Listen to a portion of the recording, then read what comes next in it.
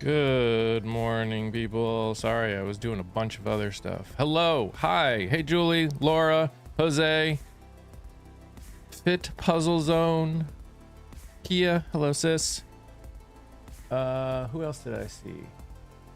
Other people. Jeremiah, Maureen. Whoop.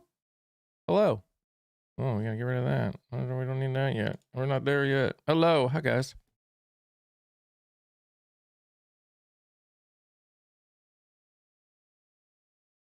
How's everybody doing? You know, all things considered. All things considered.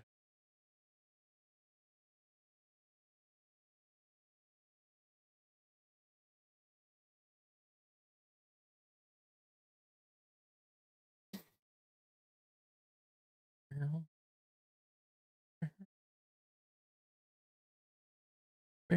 bow, bow, bow.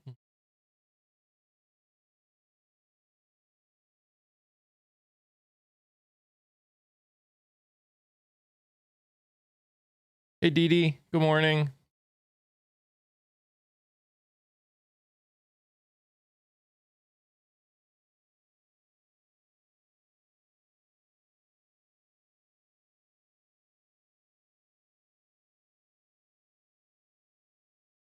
Good morning, Jen. Happy Friday.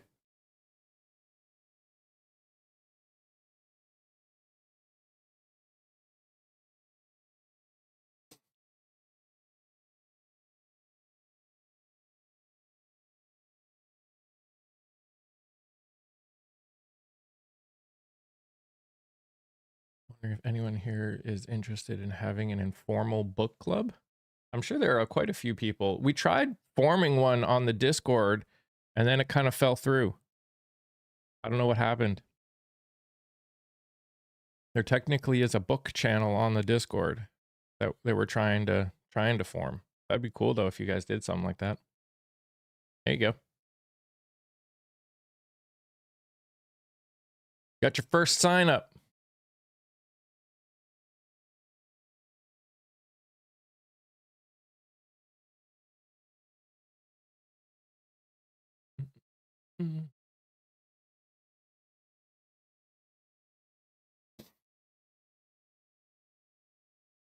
How do you find the Discord? If you once one of the mods, like once Kia gets back, or if Kiva shows up or something like that, they can link the Discord in the chat. Yeah, I don't have that set up right now, Grace. I'm behind on the times. What's up, Shawnee?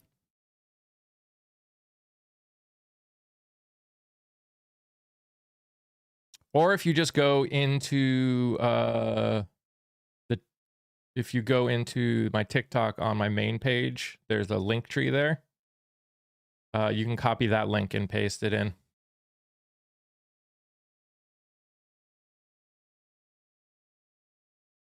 Or you can just wait and Kia will throw it in.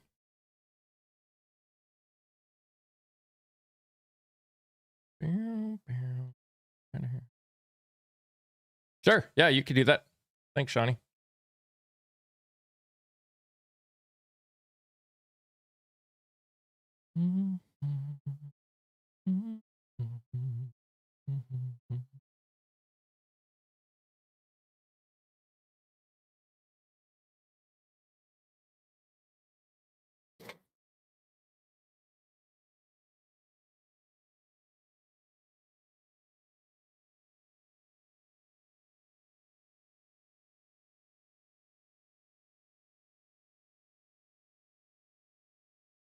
So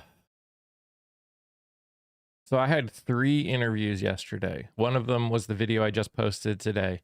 I'll be posting another video tomorrow. I'm interviewing the nephew of someone who lost their life in ICE custody.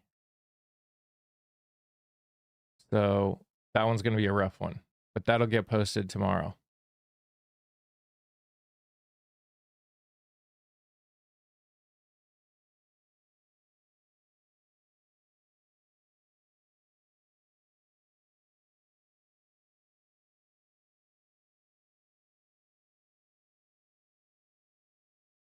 It didn't pop up. My guess is they got filtered because it's a link. Shoot. Hold on. Hold on. Hold on. Hold on to me.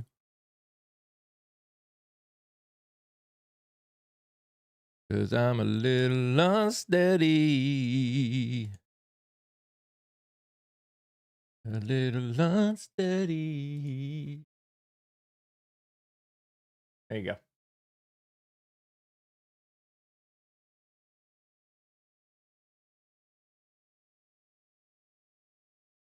You did try, and I appreciate you guys trying.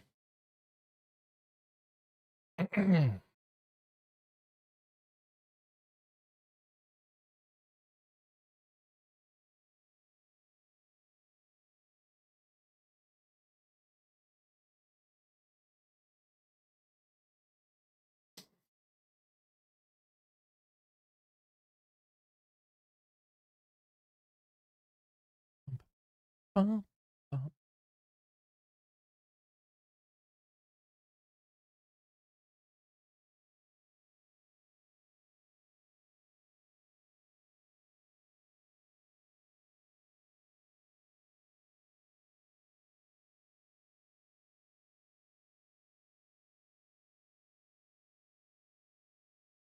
man.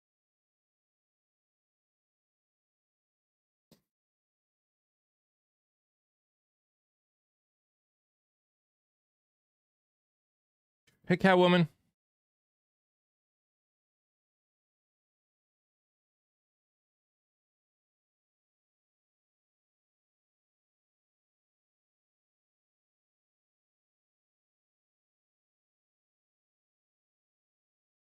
All the cool kids are there.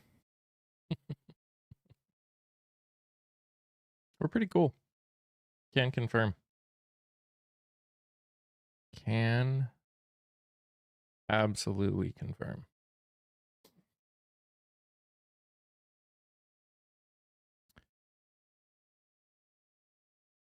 I think it's hey Summer. I think it's hilarious that how many think that Trump accepted the actual just the piece of metal a Nobel Peace Prize and is telling people that he got the Nobel Peace Prize now?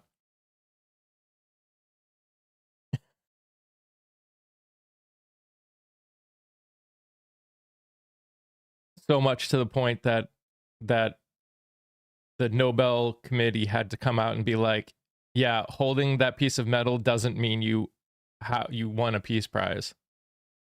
Like, that's so sad. It is so sad because you know that that's what happened.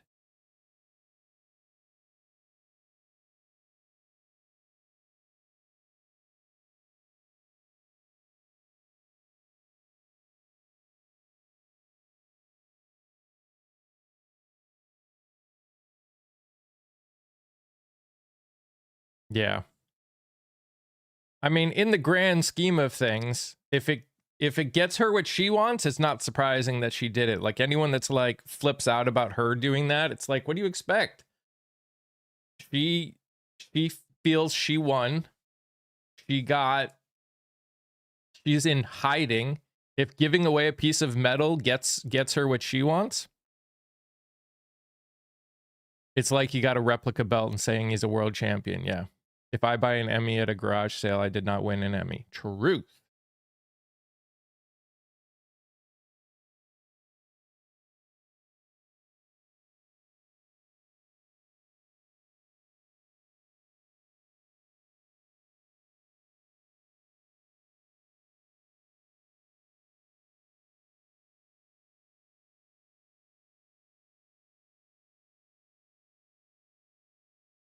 Oh, yeah.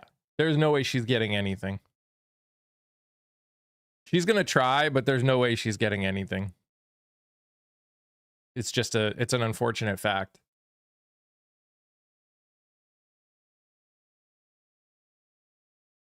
When isn't he? The man still says he ended like 9 wars now, I think. I think he's up to 9 wars.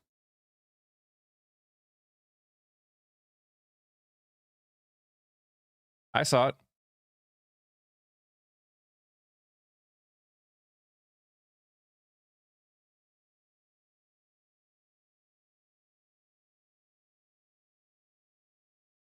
Trump already said he's the acting president of Venezuela. Yeah. Yeah. Hey, Ash.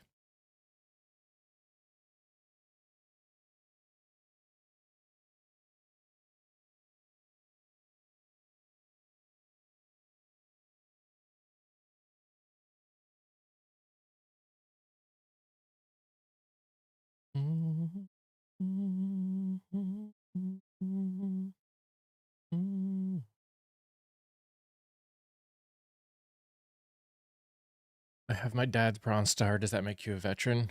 Obviously. I think Rubio promised her that they'd help put her in office, but there's no way Trump is doing that. No. They're also talking about using a private military to protect oil companies.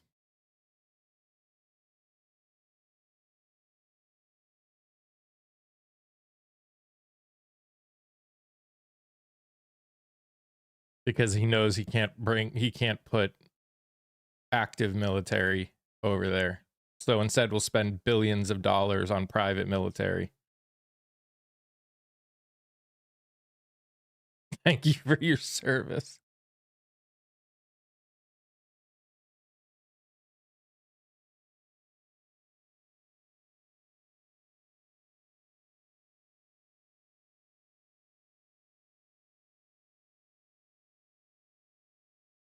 Yes, they are.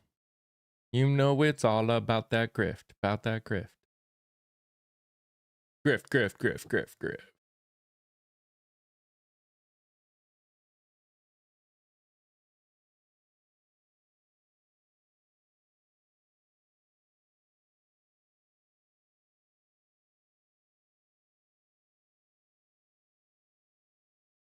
I saw that headline.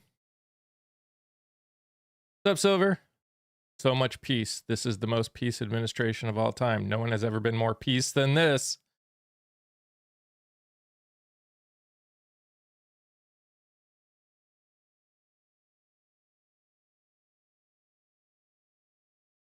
So much peace. This is the most peace administration of all time. No time has ever been more peace than this time. Thanks to Donald J. Trump.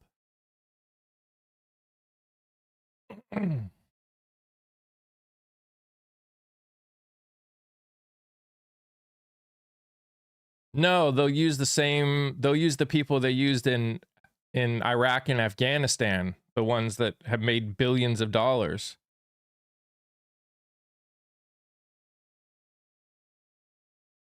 All the peace. In fact, I'm pretty sure I made up the word peace. It's an old word, but I brought it back.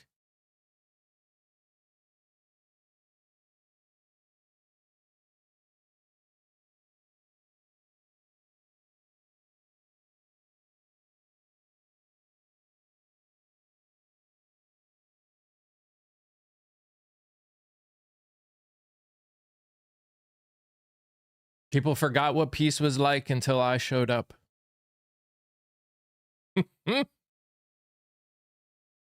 Oh, you're good, Ash.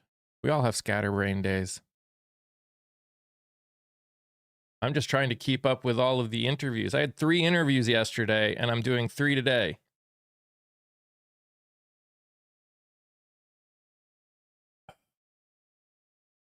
I still have to figure out what I'm going to say to that person that one you mentioned to me.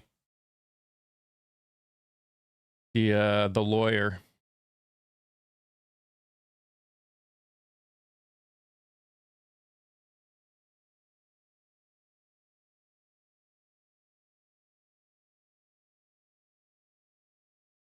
That Mike guy? Yeah, I'm not I'll be honest, I'm not looking forward to that conversation. I'm not looking. Luckily, that one's not until way in February. So who knows what'll happen by then.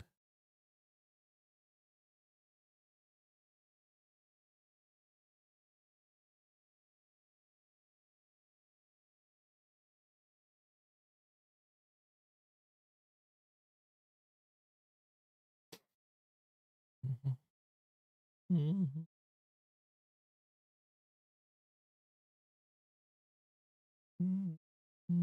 saw the interview this morning. Thank you for that. It's good to hear from someone in the thick of the mess. Yep. No. I'm good. I'm good, Shawnee. I definitely am okay not interviewing Nick Shirley.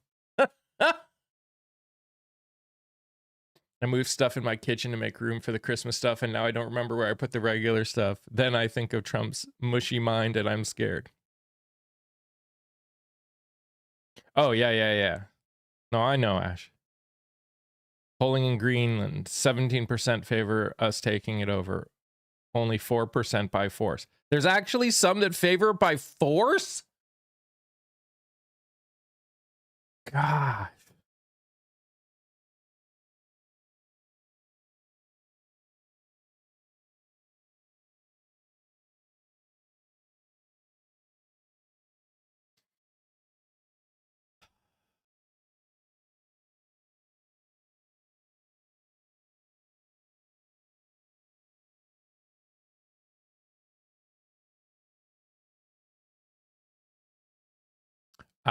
He's not fluent in technology. That'll be fun. They all live in Alabama.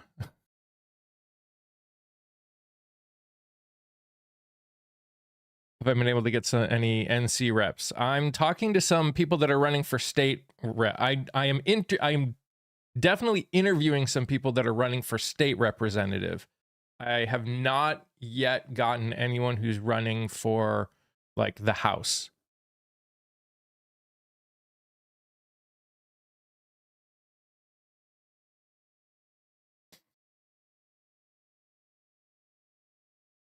Good morning, Tanya.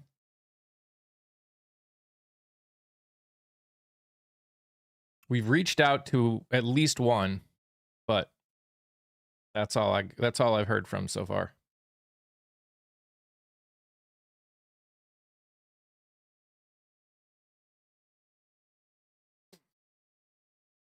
Our state reps. And that makes sense. State reps get less visibility. So they'll definitely be way more into it. I would love it.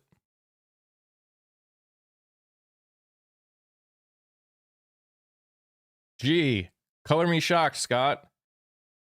People are starting to get tired of invasion forces in their cities.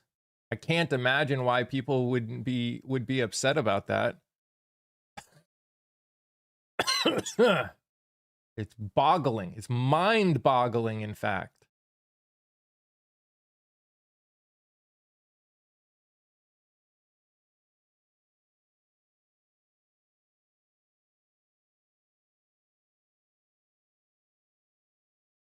Well, so Shawnee, I only want to talk to progressives or like people that are running for office that are on the progressive side. They don't have to be like super progressive, but they have to care about making changes and caring about humanity. So if they're Republican, no, I don't want to talk to them. Not even a little bit. I'd rather talk to a status quo Democrat than a Republican. Going to be a listening day? No worries. I hear you. Looks like we've contacted about 60 candidates, 5 from NC. She claims to be? Oh, okay. Hard to believe people actually don't like having stormtroopers in their towns. I know, right? So shocking.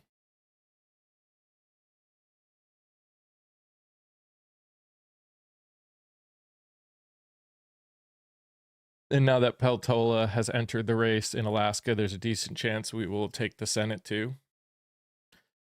You know, every day that ICE does what it's doing in Minneapolis in another city, you're increasing the chances that, especially if they're branching out, which it sounds like they are, even in Minneapolis. Like, they're not staying in city proper. They're going like hours out of the city and doing it. So it's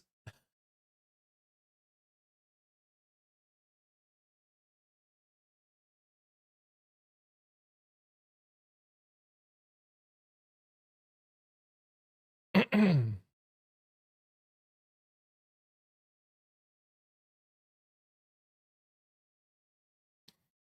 mean, that's fair, Angel. I really can't argue that.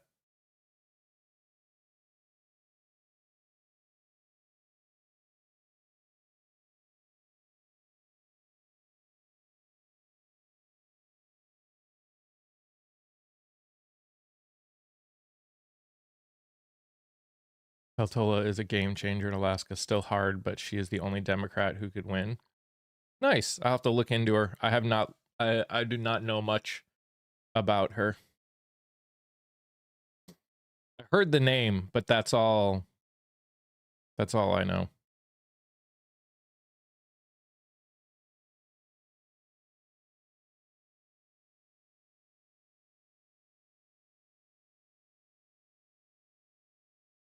She's loved there. Nice. Well, good.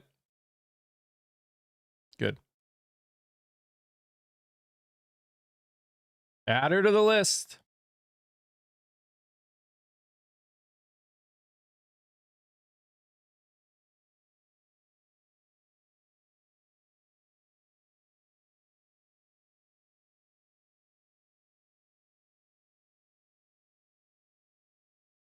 And what's interesting is they're not just attacking blue districts in Minnesota. That's what I'm saying, Jeremiah. I saw a video of someone who lives in this little 15,000 person town in 2 hours out of the Twin Cities. And she's like, it's pretty Republican district she's in. And they're still there.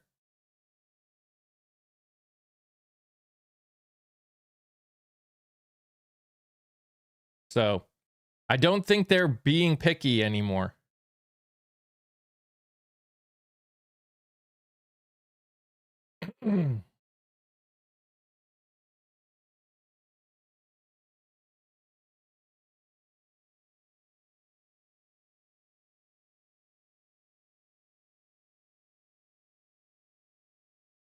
We had some 20 miles from me last night in Mason City, Iowa. Yep. Yeah, that's what I'm saying. They're not sticking. That's why this is becoming a huge deal, because they aren't sticking to just like one. Like they are expanding. She was elected to the House. Gotcha.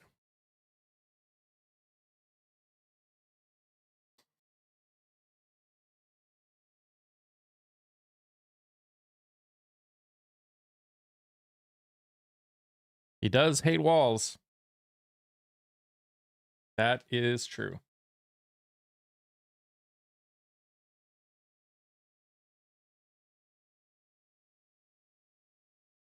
I just hope people come out and vote. Not just in Minnesota, but everywhere. Not just in the general election, but in the primaries. I just hope.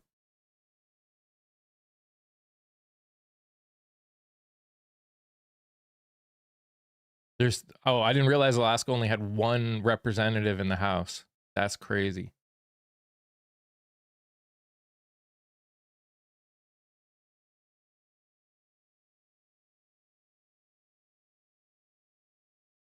Yep.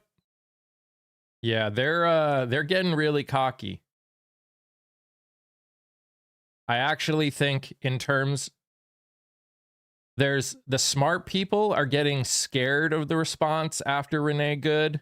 The dumb ones are getting cocky because they're seeing that he is still free and hasn't been arrested in any way, shape, or form because they're listening to people like Vance who are saying full immunity.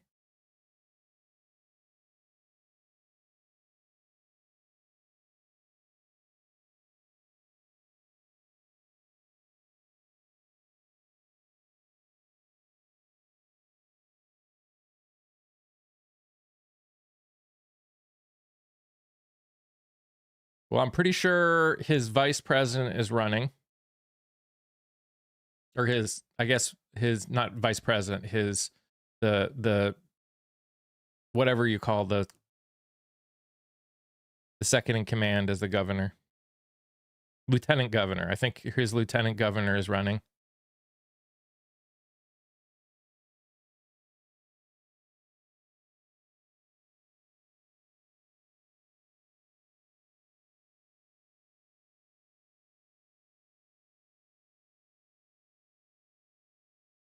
Yeah, he can't use the National Guard to confiscate voting booths. But yes, North Carolina has removed them from campuses. It's going to be rough in North Carolina. Oh, she's running for U.S. Senate? Gotcha. Okay.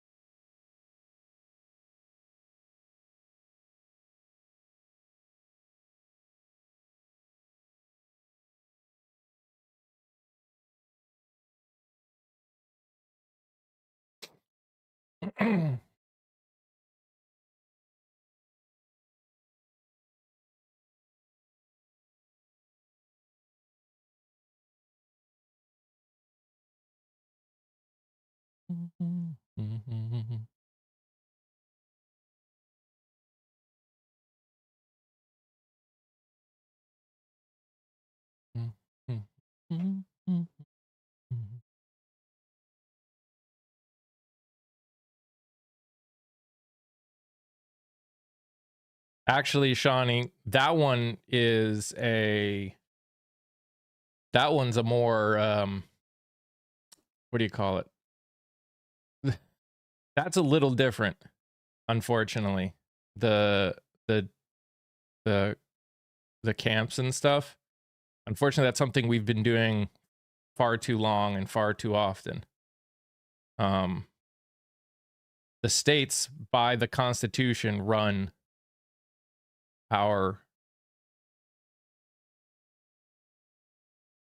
elections. So it's a much bigger, harder thing. Hey, Anna. Thank you. Appreciate that. Because I'm a little unsteady.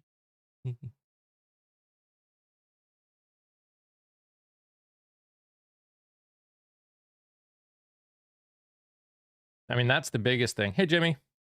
Hi, Lori. Is we need to make sure everyone knows when their primaries are and get them out to vote.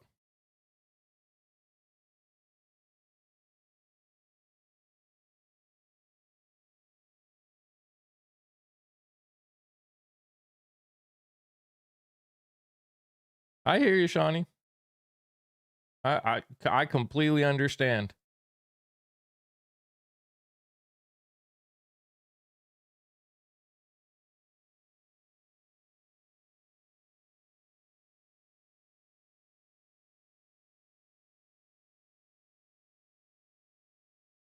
Well, yeah, because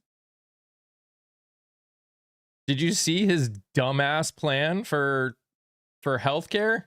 It's ridiculous. It's literally one of the stupidest things I've ever heard in my entire life.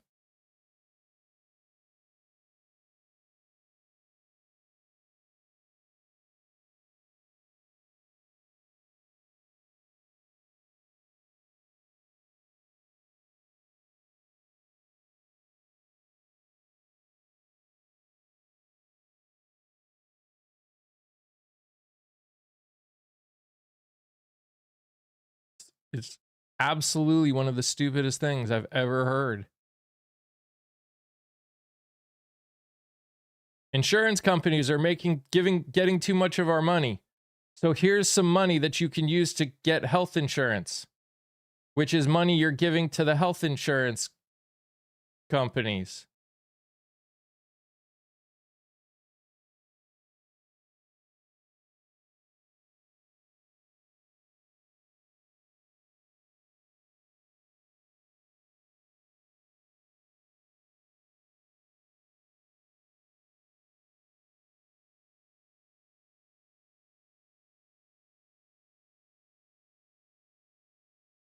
Hey, Chrissy. I don't bring up people I don't know.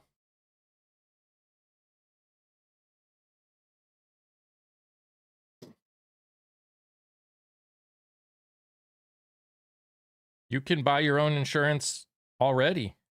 Then what's the point? What do you mean, what's the point? This is my live, not your live.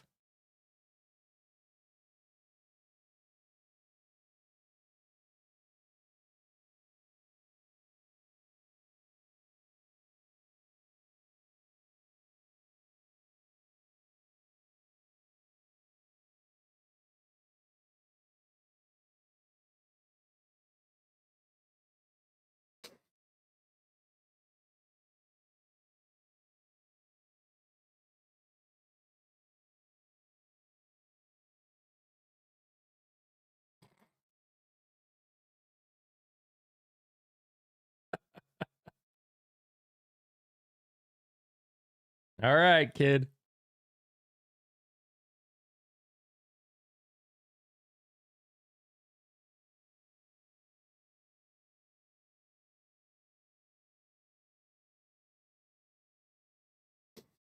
Can't wait till midterms, although I said that about 2024 election. I still have hope. Yeah, I feel you. Hey, Ash.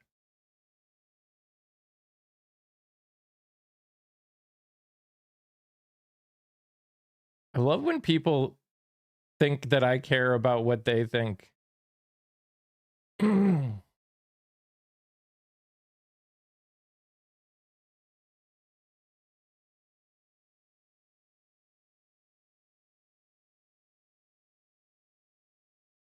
Not in a creepy way.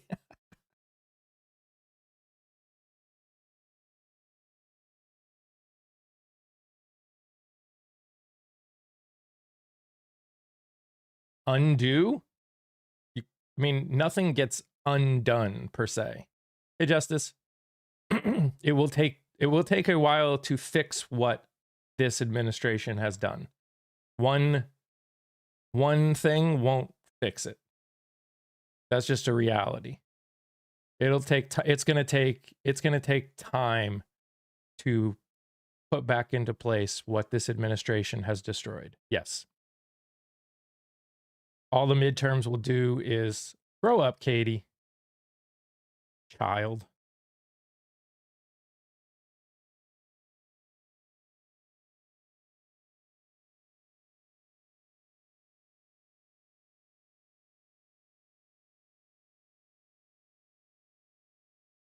Hey, Tufu.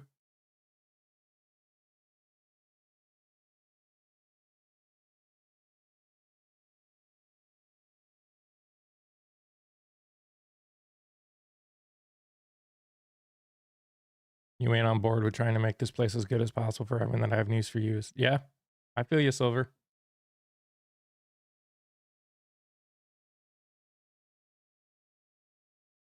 I would argue, Kat, time and American voters voting in primaries and not being lazy about it. Because there are tons of people that are running who want to stand up and actually fix problems that haven't been there for decades upon decades. And they're not making it through the primaries. So people need to get off their butt and vote in the primaries. When only 20 to 25% vote,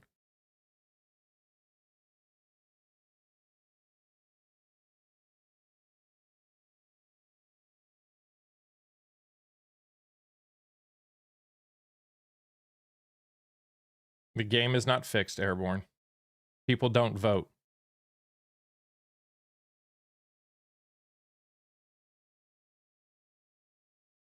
Again, when 20 to 25% of people vote, you can't say that something's fixed. Where have you been? I've not seen you on. I've been on every day. There was a week and a half to 2 week period where I was on vacation, but no, I've been on every morning. I'm disabled on full coverage Medicaid, Medicare, and I still get billed no matter what. An American will be on medical debt. As it stands right now, yeah.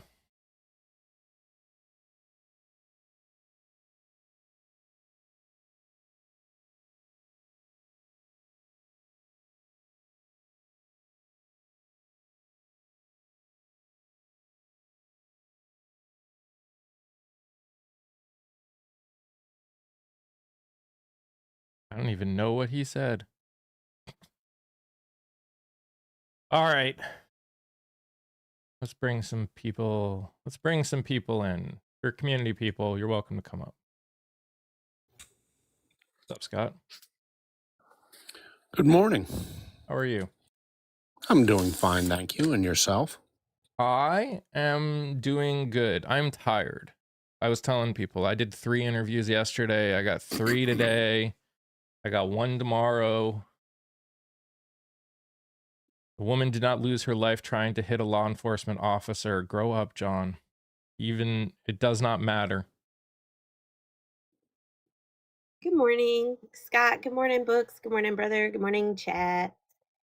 Good Can morning. we go ahead and start tapping that screen, though? Let's get the day off to a great start. Let's see if we can hit 100K today by 12.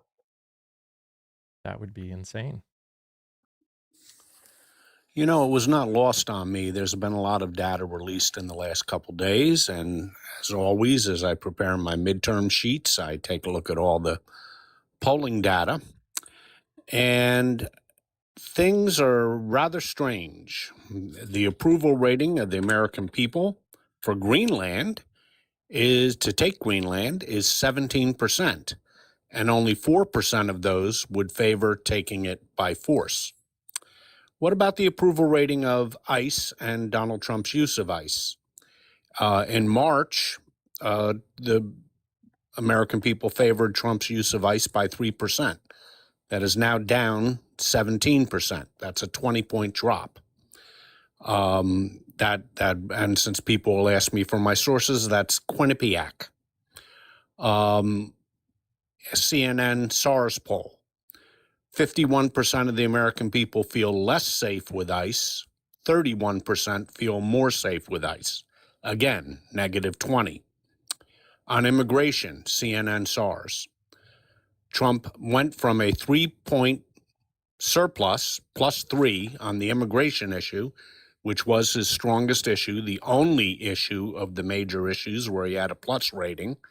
He is now down 17%. So what does all these issues mean? Venezuela, by the way, is the same thing. It is almost as if he is doing everything he can to cost the Republicans the midterms. Can I pick an issue and do the exact opposite of what the American people want me to do? Now, there is a person who comes in here all the time, and he constantly brings up the point that there are more people who self-identify as Republicans than Democrats. Yeah, that's and he changed. he brings that up all the time. I saw those notes. Fucking phone. At any rate, that's gone. That's gone. That didn't last long. And there are 2 polls here, both the CNN SARS and Quinnipiac. It's now a 5-point Democratic lead, which is the biggest lead that they have had since Obama's first term. What is Donald Trump's favorability rating with Gen Z, where he did very well in the election of 2024? 17%. All those Tate bros are flipping. What is his approval rating with millennials? 21%. And by the way, in terms of ICE, among the all-important independent vote, he is down 30 So it's only the hardcores are sticking with him on that. Yeah, I saw some numbers saying that Gen Z is now plus 20 Democrat. Like, there a lot of Gen Z are registering as Democrat now. So they may not like the Democrats, but compared to the Republicans, whew. I was in a space yesterday, Scott, and I saw um the chart, but the person, like, it was one of the polls. It looked like it could have been CNN or whatever, and all I saw was all this red, and I was like, I know Scott is going to talk about that tomorrow. It was just like negative, negative, negative. But then the asshats in the chat were like, it can't be negative. It's not negative, and I haven't. The person trying to break it down what it means. It was amazing. I just knew you were going to talk about it today. I'm so glad you did. Well, Donald Trump won the presidency really based on two factors. There's a lot of factors, but the two big factors were the shifts in the Latino vote and the shifts in Gen Z vote. They went from plus 20, plus 25 Democrat in 2020, even more before that, plus 30 in the election before that, to about 5%. And that was enough to put him over the top. So if you want to look for the reason, that's enough to put him over the top. That is all gone and then some. In fact, Mike just said Gen Z favors the Democrats by about 20 points. That's in the generic ballot. In terms of favorability rating, Trump is now down over 30 points with Gen Z, which dates all the way back to 2018 in the first polling ever done of Gen Z. So all the gains that the Republicans have made in Gen Z have vanished. All the gains that Republicans have made in the Latino community have vanished, gone. Do you have the Reuters poll that was released too? Reuters? Reuters, sorry. That's Reuters. okay. I have not looked at the Reuters numbers. When were they released? I think this week as well. Okay, I'll check them out. I'll make a note here.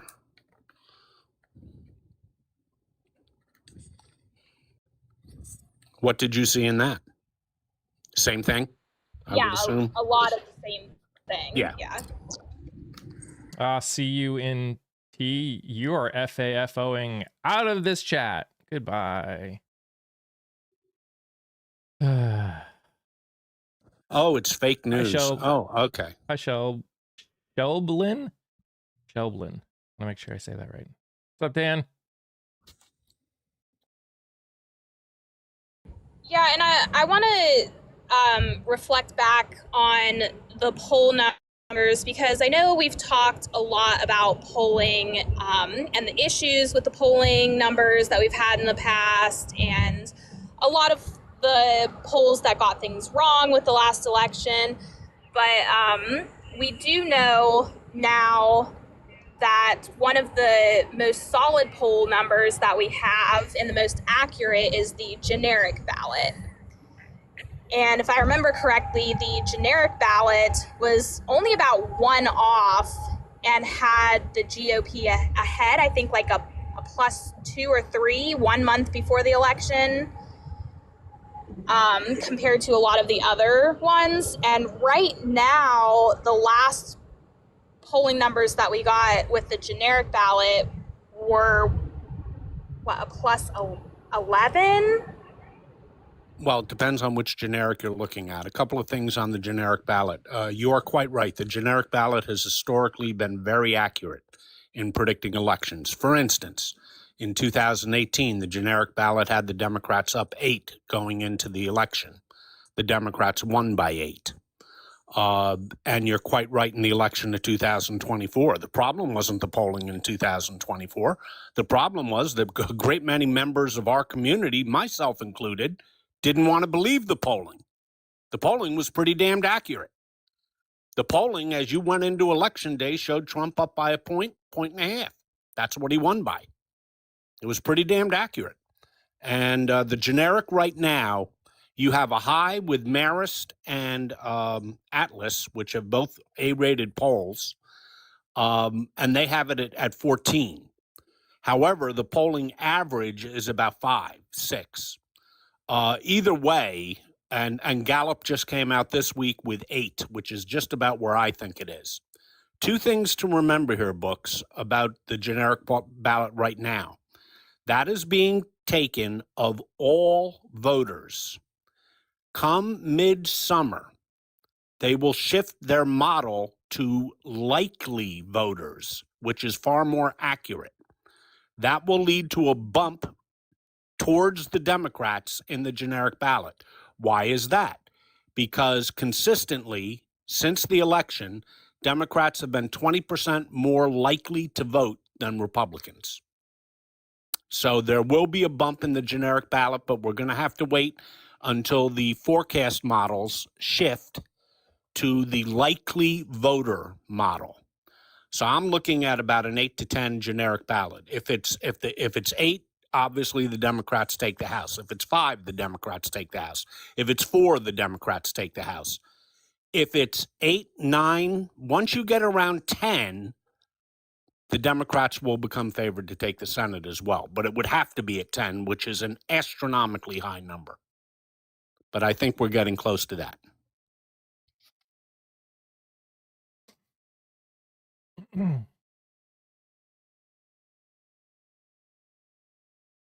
That's true, Jared. Absolutely.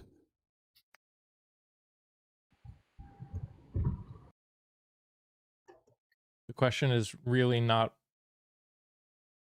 whether they'll lose it, it's by how much they'll lose it.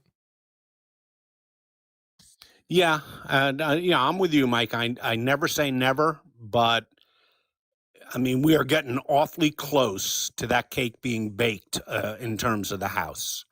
And the reason being is that people decide who they're going to vote for in the House really a full year before the election. And there's very little that can change their mind once they make that up. And the thing that is amazing to me is a president, all presidents, not just Donald Trump, all presidents, they have their highest approval rating in their first year. That's natural. The American people give you a honeymoon period. You get your highest approval rating in the first year.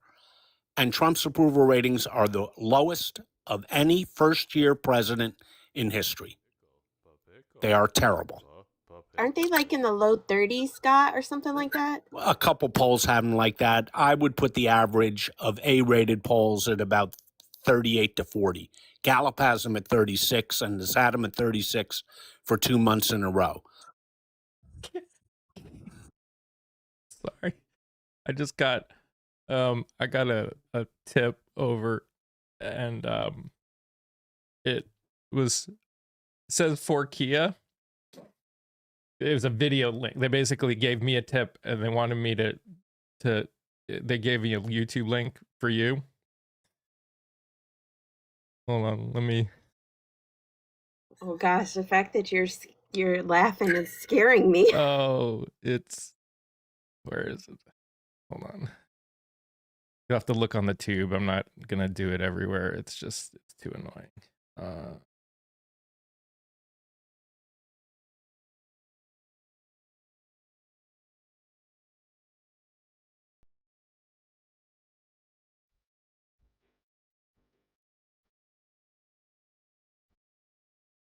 Do I need to turn it up on YouTube? Because I have it turned down. Probably. Okay.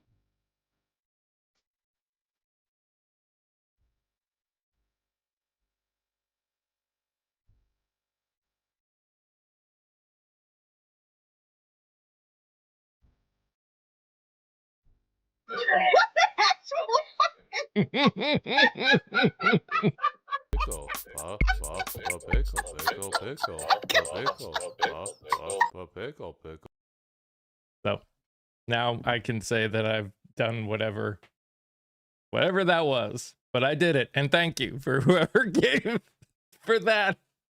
Someone gave a tip, and they wanted me to show that to Kia.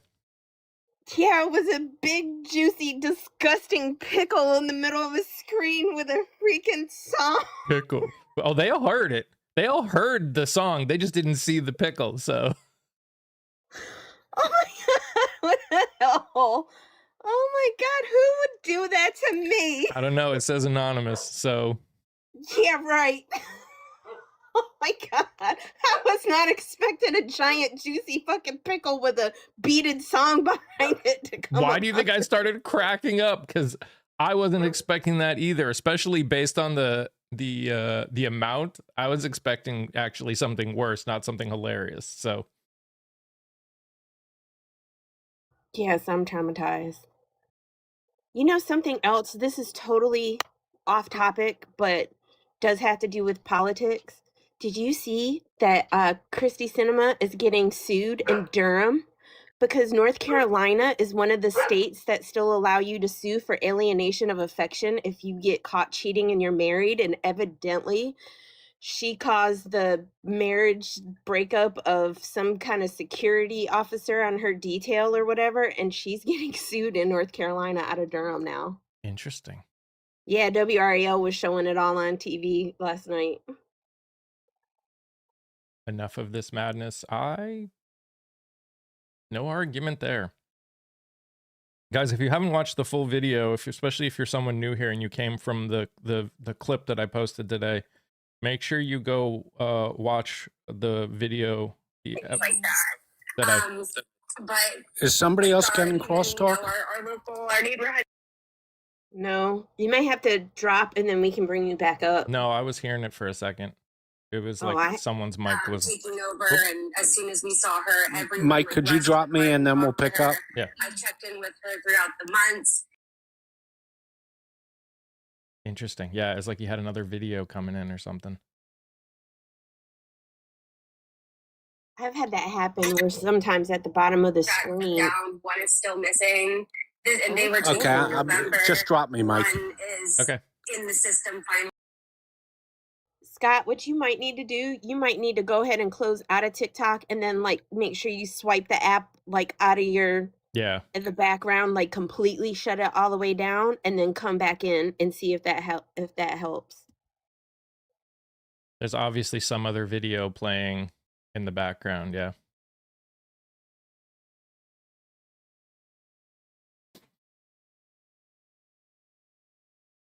It did that to me the other day. It's done that to me every once in a while. I've just closed the app fully down and that's worked. ICE has entered Florida. Yep. I saw what somebody had put the comment in there earlier about FIFA telling, you know, whatever the gnome said. And it's just like, it is so fucking insane to me. Excuse my language, but not really. But Jesus, the fact that FIFA, when you get these big, large events, what usually comes with these large events?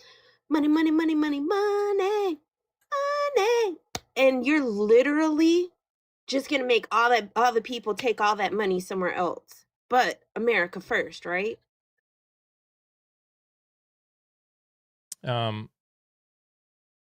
Yeah, Justice, I was talking about it yesterday. Maxwell Frost posted about the buildup of ice in Central Florida. Have you seen the agitators at the protest trying to create? Yep. Oh yeah. They do that everywhere. I have talked with people now in Minnesota and in Portland. I haven't talked about that specific thing with the people that I've talked to that live in Chicago, but both Portland and Minneapolis, I've seen that.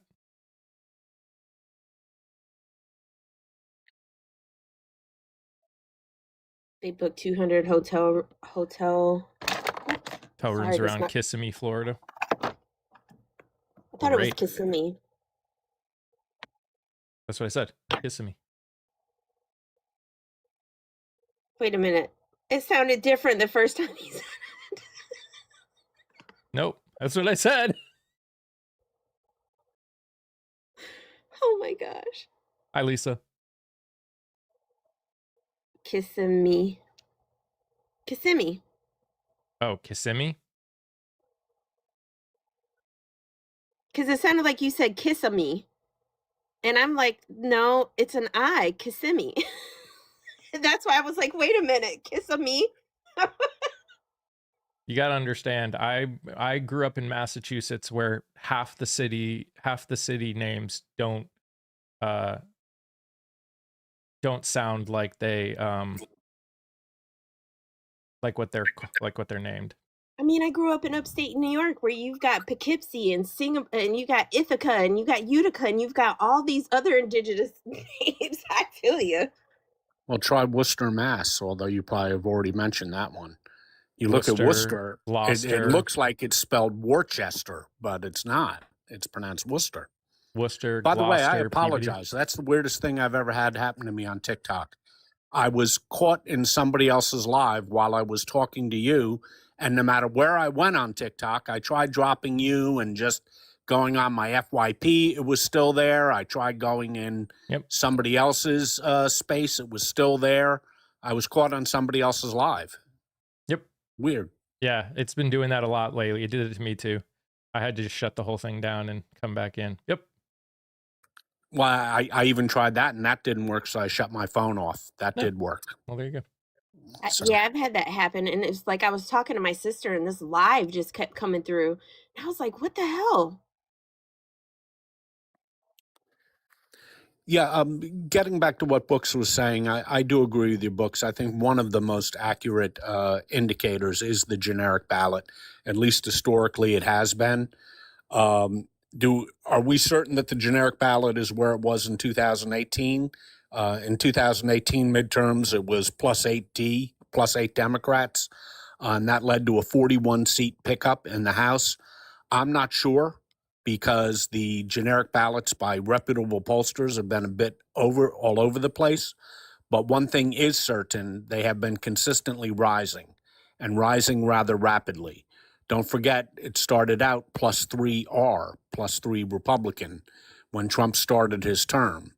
And we've now seen some as high as 14, but most of them in the 5 to 8 point range. And I think 8 is where we're about at right now.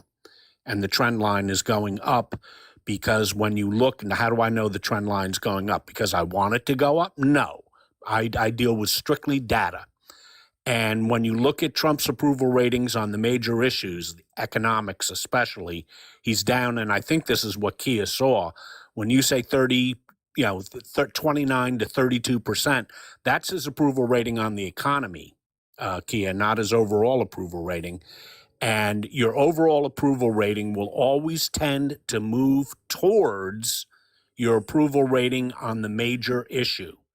That's why I think both Kia and Books that we are going to see the generic ballot continue to climb. It's starting to catch up with the underlying data, and it always ends up matching up, always. I will say, like, it's not always, you know what I mean? It's not always. But I have noticed a couple different lives here lately where people who, there was one person that actually voted for the orange, and then other people who were voted third party. And they're like really realizing exactly what harm their votes did. Or most places don't give platform people who didn't vote. Which, I mean, I totally get that and understand that. Some spaces are open for that. It's, but I have seen, Scott, that, like, especially what's happening with, like, immigration, and I think one of the big things is now people have cameras everywhere recording everything. And so it's not as easy to just say, "Oh, it's the media," when you literally have thousands of people with their phones, if not millions of people with their phones recording these videos and putting information out and getting stuff out there. And it seems like, the people that didn't believe us when we were telling them before about what's happening, it seems like now some, not very many, but it seems like some are starting to realize, like, hey.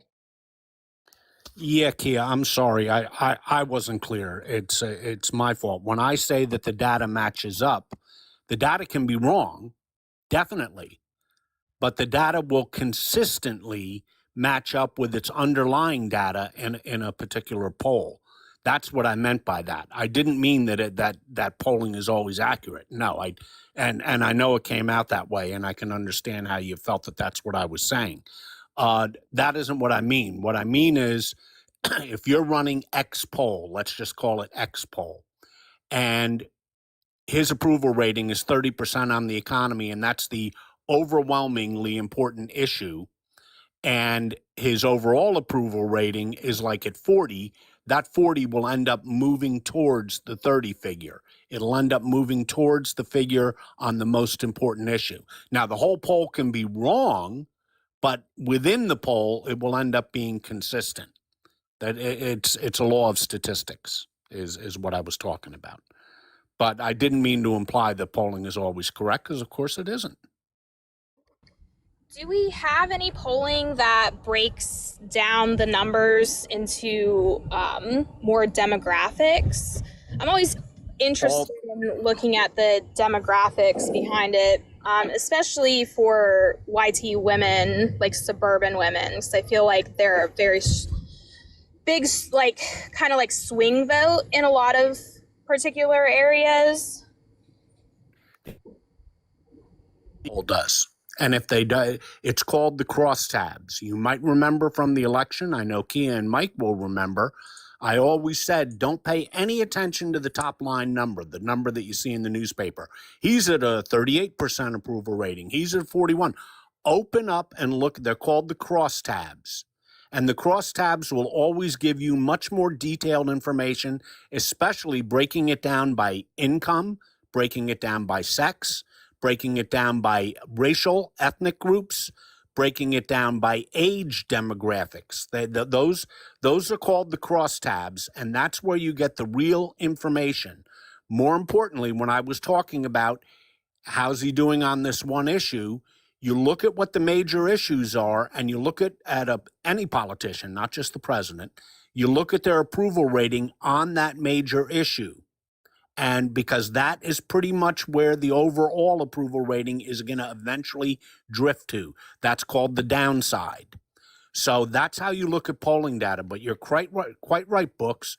If you look at a poll, Google that poll, and you will always see a chance to go into what are known as crosstabs. Forget the goddamn poll. Go right to the crosstabs, and that'll give you all the good information. That's how you read a poll.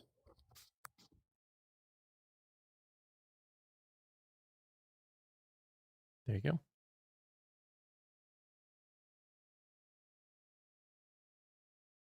Trying to think what other, is there any other good information? Good, probably nothing good. Well, I've had a few days off because I've had to do stuff. So I've been doing a lot of reading while I was in offices. There is something that while we've been tied up here in the United States, and very justifiably so, with ICE, with Venezuela, with things like that, the rest of the world is kept spinning. And there was a big story that just hasn't gotten any push at all. You know, we say, what is Trump doing to our allies with tariffs when threatening to leave NATO, threatening to invade Greenland? Is Europe sitting still? No, they aren't. In a huge story last week, the largest free trade agreement ever written was signed between Europe and South America. It involves over 700 million people. The Europeans are not waiting on us. There's new polls out of Europe that show that only 16% of Europeans now view the United States as an ally. That is devastating. Now, fair to point out that about 33% view us as a economic trading partner, but only 16% view us as an ally. So also the European Union, just I think yesterday, resolved all their trade issues with China. So did Canada. And I'm about to get to Canada. Canada has 74% of their trade. They had made a decisive move about 20 years ago to base their economic policy on free trade with the United States, and it's paid off handsomely for both countries. Prime Minister Carney now says that he wants 50% of all trade to be with other nations now. You see what's happening here? And also, Europe has opened up negotiations with Singapore, Vietnam, Indonesia, and that entire region. And that is now the EU's third largest trading partner. Think of trade, folks, as a game of musical chairs. And ask yourself, in light of what I've just said, who's the person left standing? The person left standing, losing their allies, is the United States. We're losing our trading partners. They're moving on. Canada wants to do 50% of that 74%. They now want it with nations other than the United States. Europe has just signed the biggest trade deal in history with 700 million people with South America. Yeah, China and Canada have agreed to tariff reduction on each other to increase trade. Yeah. They're moving on. We play stupid games, win stupid prizes. We keep insulting our allies. We keep attacking our allies. They're not going to say anything. There's a plenty of countries in the world that they can trade with. And we are moving the world from an American-based global order into a bifurcated global order that in no way favors us. And we're doing it ourselves. We're the ones who are primarily moving this. I can't emphasize enough how crazy that is, because once the Europeans established trade agreements with the South Pacific, with China, and with South America, it's going to be awful hard for American businesses to get that business back. It's gone. Mm-hmm. It's gone, folks. And you wonder why in 2025, we're doing these tariffs to get manufacturing jobs. We had a net loss of manufacturing jobs in the United States. This is why. Yep. And now go ahead. Sorry. And now they're threatening Taiwanese companies on their chip making, that if they don't start building a plant over here, they're going to tariff their chips 100%. Yeah, chips that American business needs, tariff their chips 100%, which means who pays that? Taiwan? No, we do. Please tell me, please tell me how any of this makes sense. Please tell me how any of this makes sense. We created a global trading order that has benefited the United States more than any nation in history in terms of wealth production.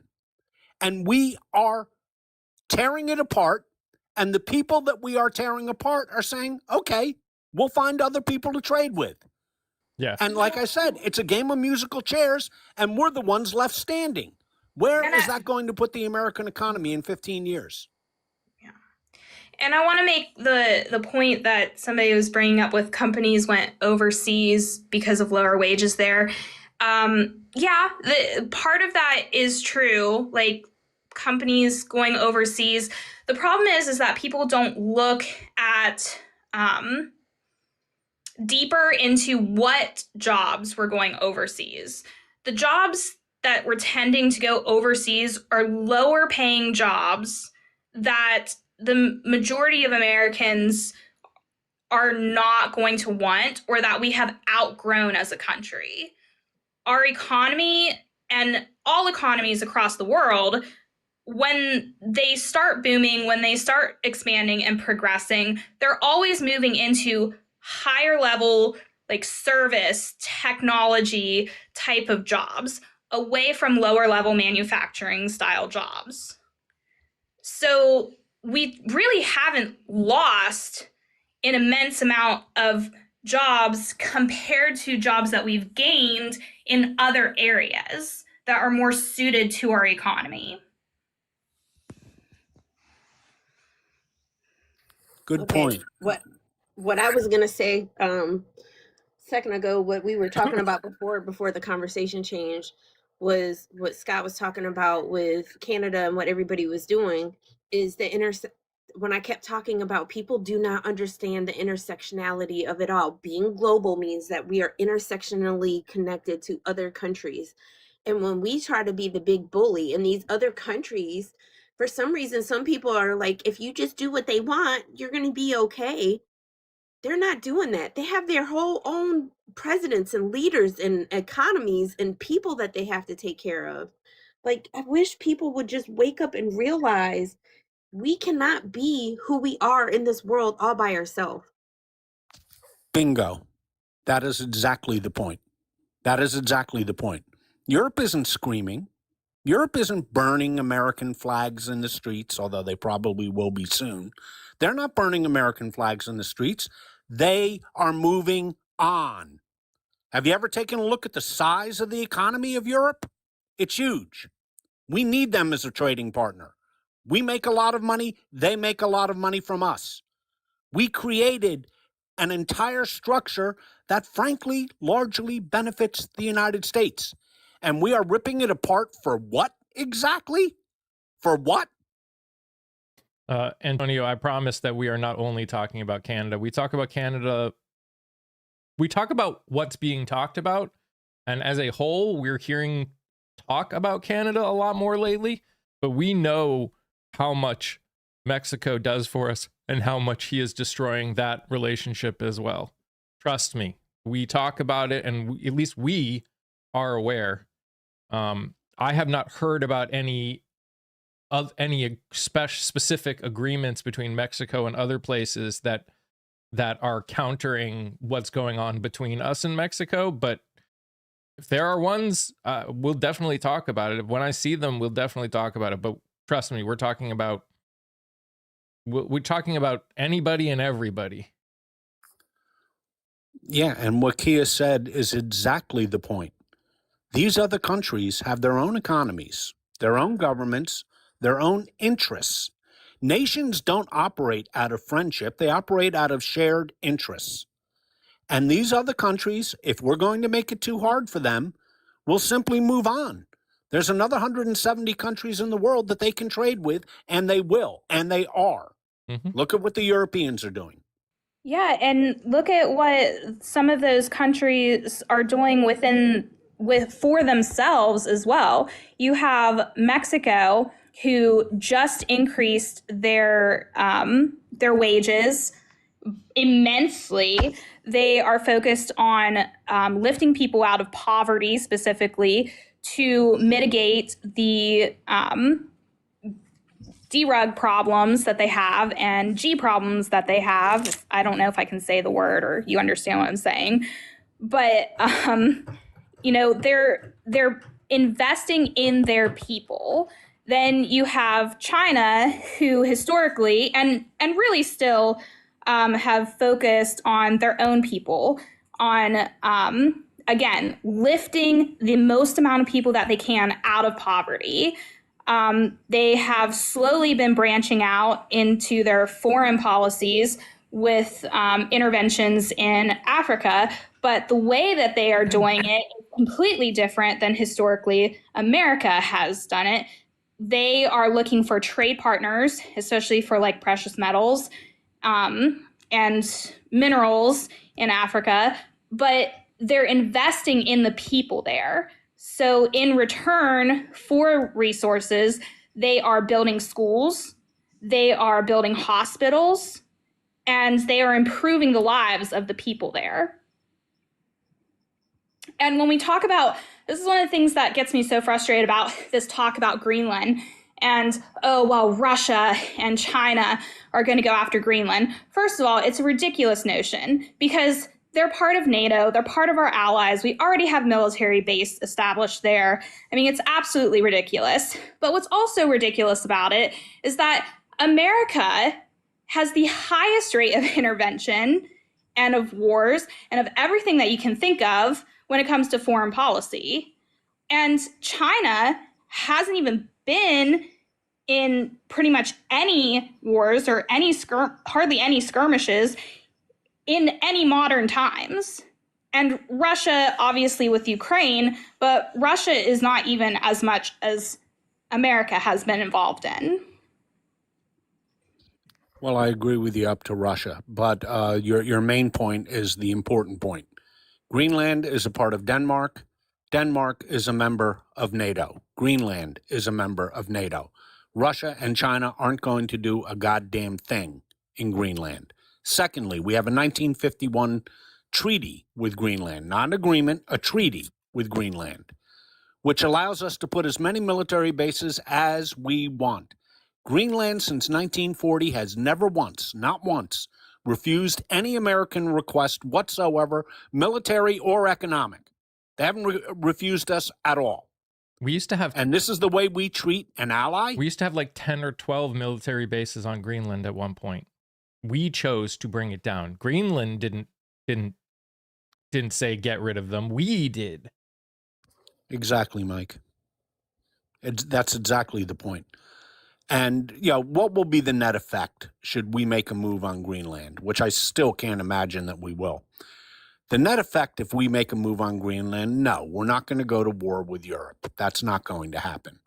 But what will happen is NATO will be dissolved. There's no point in having a NATO anymore if the leading nation in NATO attacks another NATO country. That's the end of NATO. There's no point in the alliance anymore. And NATO has been the most successful alliance in world history. It has kept the peace in Europe for over 75 years. And not to, if you look at European history, they don't have 75-year gaps with no major wars. You know, this is insanity on a level that is almost unfathomable. Ask yourself a question, and this includes all the MAGAs in the chat. Ask yourself one question. If anybody else had talked like this, what would you have thought about that president? You know exactly what you would have thought. They're fucking nuts. That's what you would have thought. If Biden said it, what would you have thought? If Biden said it, if Jack Kennedy said it, if anybody, Obama, Bush, anybody, Reagan, if anybody had said, we're going to conquer Greenland, what would you have thought about that? It would have sounded like the craziest thing you've ever heard. We might as well say we're going to invade Great Britain. It's nuts. See, Ash. Ash is like, I hear you, Scott. Indigenously speaking, America is shit at upholding treaties. We're definitely, right now, more than ever. That's for sure. Sorry, I'm in the kitchen, so I'm away from my iPad. You're fine. This administration is trying to isolate us from the rest of the world. They should look up history of Qing Dynasty China and see how that worked for them. Or they can look at our own history. How did isolation work before World War I? How did isolationism work before World War II? Not too well for the United States. All of a sudden, we had planes over Pearl Harbor on December 7th, 1941. It didn't work out too well. And now, as Kia pointed out, this is a global system now, with the United States as the linchpin. If we isolate ourselves, what are we left? We're left holding the bag. We're left holding a bag of nothing. Our allies will leave us both militarily and, just as importantly, economically. And they already are, for reasons that we just got done outlining with what the European Union is doing, what Canada is doing, and what the Chinese are doing. The Chinese just had a trade surplus last year of $1.2 trillion. So much for America putting the hammer down on the Chinese. I know. That's an all-time record. The Chinese are saying, you don't want to trade with us? That's fine. We'll trade with There's everyone 170 else. nations we can trade with. Yep. You will trade with everyone else, literally. They're holding, yes, I saw that, Katana. They're holding 3, I think, Native Americans and saying they won't release them until the tribe there allows ice onto their land.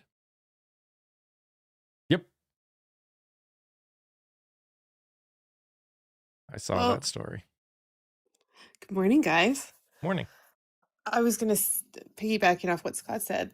China's got a little bit experience in this area. Like, this is not the first time, so I'm sure an ally of any kind has tried to bully China in the 5,000 years they've existed. I'm sure they've got a really good strategy on how to deal with this and come out the other side. It's not the first time I'm sure this ever happened to them. Um, but I know that Canada just signed agreements with China to reduce tariffs, and I think the intention is to try and plan to deepen our trade in Canada with China going forward. You know, somebody in chat just said, I live in Sweden, and the opinion of the United States has changed dramatically in 1 week in Sweden. Do you know how hard it is to piss off people in Sweden? It's like pissing off people in Canada. And we've managed to do both. We've managed to do both. Sweden and Canada are two of the nicest bunch of people you'd ever want to meet, two of the nicest countries in the world traditionally. And we have managed to piss them off. How do you do that? How the fuck do you piss off Sweden? How do you piss off Canada? Well, we figured out a way. Do you know how you do it, Scott? By acting like a dictator. That's Yeah. how you do it. You know, when you go around extorting other nations, and there is no other word for it, it's extortion. You go around extorting other nations, you lose friends. Gee, funny how that works. That's what they wanted, though. I mean, they wanted the bully.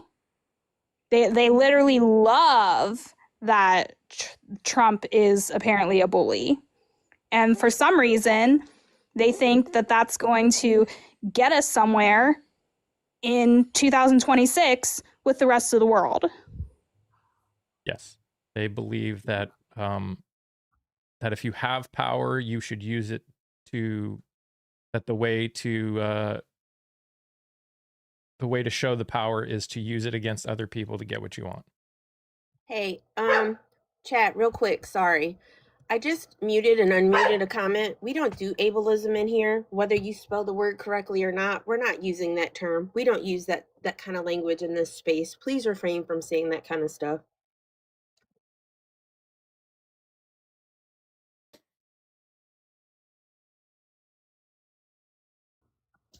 Yeah, I mean, the point Book's just made is absolutely correct. And we're going to contain China, which is why we're doing this. $1.2 trillion trade surplus. I guess we're not doing a very good job of containing China, huh? Guess that's not working out too well, is it? Their largest trade surplus ever. Ever. Yeah, not working out too well. Well, as China puts it, they've been around for 4,000 years. Do they really care what a 250-year-old country is trying to do to them? China has something Americans don't have. They have patience. And that dates back to their long history. You're exactly correct. China has patience. They always play the long game. We care about the next fiscal quarter. Yep. I got taught that in business school when I was taking my degree. All of my professors were telling us about Eastern business philosophy versus Western. And in Western, we look at just the 1 year cycle. How much can we cut costs, make profit within a year? That's how CEOs' bonuses are given. That's how they determine if they keep a CEO or fire them. All of my professors had time working in China, Yeah. and Your cats are going crazy on your iPad. I'm sitting here, I'm sorry, because I'm sitting here eating and like they're all around my desk trying to get to my food. So I'm trying to fight for my food. No, And my keyboard is just open. Sorry. it's fine. It's just hilarious. They just keep sending. I got about 50 infinity symbols just randomly. Oh, look at that. You're just going. They're having a whole conversation over there. Anyway, okay, but what they had explained that when they had worked in China and stuff, that the financial statements and the projections they would do were for 5, 25, 50, and 100 years. So when they were planning business stuff, everything was planned based on 100-year projections. What is our plan going forward with this business 100 years from now? It didn't occur to them to look at 1 year. it's a different philosophy. Yeah, and look, I'm not saying China is some all wise super hegemon. They aren't. They have their own issues. They have a demographic crisis that is catastrophic. That is bearing down on them, and obviously they have the housing crisis that's going to cost them trillions of dollars. But they also keep moving forward, and the only way you can describe what we are doing by destroying our own creation, a world economic order, and we are the ones wrecking it again. And this is for the MAGAs in here. This is for the MAGAs. What purpose are we destroying the world economic order for? What possible benefit, what discernible benefit can come to the United States of that? Let's be selfish. Let's forget the rest of the world for a second. What possible benefit can you discern is going to come to the United States by destroying the world economic order? And having no one want to trade with us or interact with us or do anything with us when we have no infrastructure, no like we got nothing. Yeah, Kitty, what's the benefit here? That's what I would, Mr. President, please tell us the long-term benefit here. Tell us why we are doing this. If you can explain it. You can even weave or whatever you call your incoherent speech patterns. I don't care. Just give us something. Tell us why you are doing this. Brett, we literally need everything from somebody else. There may be periods of time where we don't need quite as much, but we literally need everything. There is nothing that we make in quantity to be able to support 300 million people in this country. Nothing. Yes, and what Brett had said before he got bounced is, we need nothing from nobody. It is that type of intellectual depth that has brought us to where we are today. We need nothing from nobody. That's beyond belief. Like, we're not even talking just like coffee or minerals, which, yes, we are mineral poor and there are definitely things that we literally can't even grow here. But I'm talking most of half of our food for a good chunk of the year cannot be grown here. Even if we decided to turn our farmland into more food, there's still large chunks of time. It will take time to redo farmland because most of these farms that have been growing only corn or only soy, all of the stuff they have is only for that. You can't just flip a switch and start growing something else, even though people think that we can. Electronics, there's just so much stuff. Literally, Mike, I'll give you the biggest one. The one that everything else runs on and we don't have here, rare earths. Yep. We have not developed our rare earths capacity in the United States. If you're wondering what runs on rare earths, I'll summarize it for you in one word. Everything. Yeah, and I always look at things too from not just a resources, but from a knowledge point of view. Believe it or not, we are not the only developed country in the world that has research and development into everything, into what you guys have been saying with agriculture, into healthcare, medicine. I mean, all of these things are on a global scale. Yep. And books, you've raised such a good thing. What was what was the engine? The engine from 1945 to today that drove the American economy? R&D, research and development, and especially in the medical field that books just talked about. And what are we doing? Cutting funding from it. I mean, let's see if we can do something more to fuck this country up. It's insane. Well, Scott, when you were talking about what was the purpose, there was only one thing that came to mind. And obviously, this is completely a theory. I have absolutely zero evidence to back it up, so take it with a grain of salt. I wonder if in his weird, bizarre way, Trump was trying to destroy BRICS. or impact BRICS somehow. I'm not saying he did it in a smart way. Well, then again, let's list the things in business that Trump has done well. It'll take us less time. But I'm wondering, because in my brain, the only thing that I could think of, and the reason he had made decisions or was attempting to make the decisions and impact the countries he was, is because BRICS is becoming a more powerful trade partnership in the world currently. Except actually everything he's doing is strengthening BRICS, not weakening it. I know. So it's either he's trying to strengthen it or weaken it. Here's the thing. I still don't think the president is thinking anything. Can you explain what BRICS is to people that don't know what BRICS is in the chat, please? BRICS is it's a, what do I call it? It's a trade agreement. It's a trade. It's a financial trade agreement. Basically, most of the world, when we do trade, it's traded in U.S. dollars. It's a conglomerate. It's a bunch of countries that have agreed that when they're trading with each other, they trade in, I think it's yen, right? Isn't BRICS Brazil, Russia, India, China? Well, that's what it stands for. There's South more Korea, now. that's what it stands for. It's more now. It's not South Korea. It's South America. South America. Yeah. Sorry. Or South Africa. It's with that country at the bottom of Africa, whatever it is. It's South Africa. Yeah, I know, I'm joking.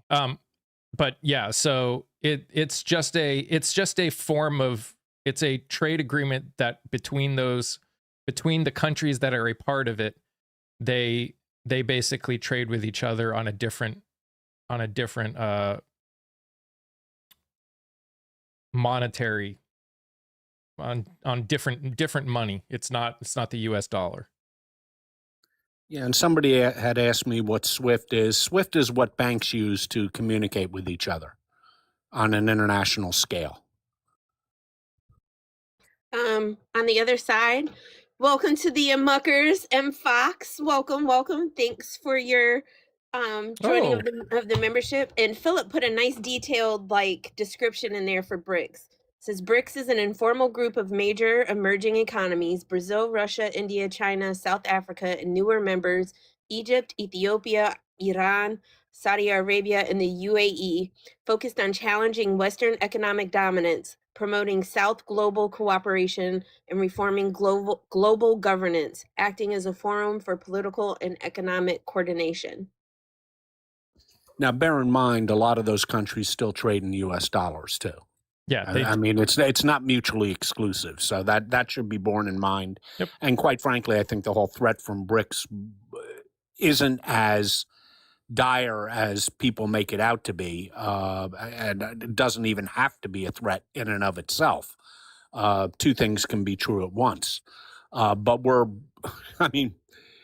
we have benefited greatly by world trade being conducted largely in U.S. dollars. That has benefited us. Well, looks like we're tearing that apart too. Again, it always comes down to Books' comment. Where's the benefit here? Where's the benefit? What do we get out of this? I don't see any discernible benefits, both militarily by destroying NATO, economically by estranging the EU, Canada, Mexico, South America, China, and our allies in the Indo-Pacific. I don't see any discernible benefits to the United States to this at all. None. Before we keep going on, I just want to make sure I say it to anyone who's especially new over on TikTok. Just so you know, I go live on the tube at this as well. I'm live over there. I also go live 30 minutes early over there. We're putting a lot of stuff over there. I'm trying to interview as many people running for office for the 2026 midterms throughout this year, and we're going to be putting all of those interviews up there.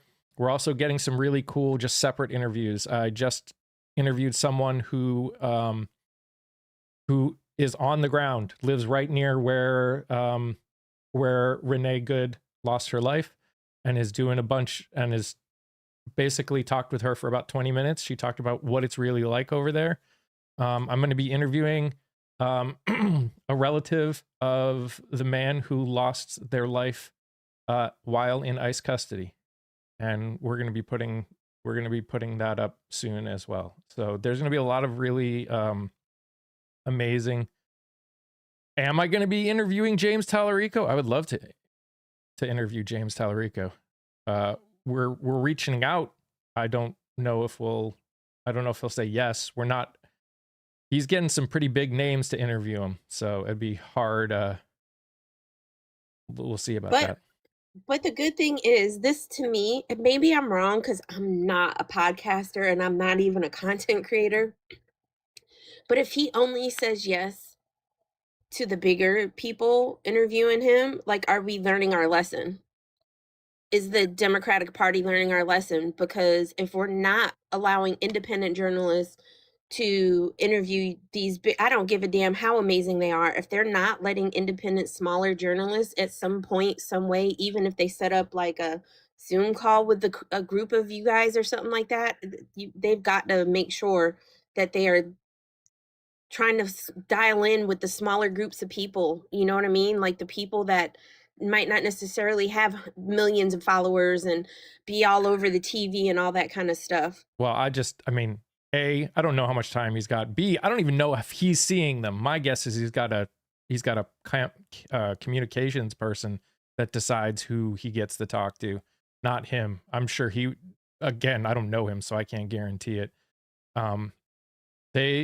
There's a lot of things that go into deciding what these people go on. I hear you. And obviously I would love to talk to him. We'll see. We're we're reaching out. I get it. I understand that people are busy. For me, overall, still it stands. In the overall reaching, one of the things that the Dems are bad at is paying attention to the smaller side, the people who don't feel like they're being heard, whether that's, making sure. I hope we start to see town halls in little bitty towns and cities all over the country, like what AOC and Bernie were doing. I hope that we don't just ride the cubes are bad, the orange is bad messaging into midterms and beyond. I hope that we're actively learning a lesson that we start to implement when we're getting out here and doing those things. But I totally get it. I get it that people are busy and things like that. Overall, I hope they just don't continue to be quote unquote too big and too busy for the little people. That's all. I mean, I know he's going around and talking to small areas in Texas, which is good. That's more important than talking to me. As much as I would like to talk to him. It is important for Democrats to show the flag, especially in areas that they aren't popular.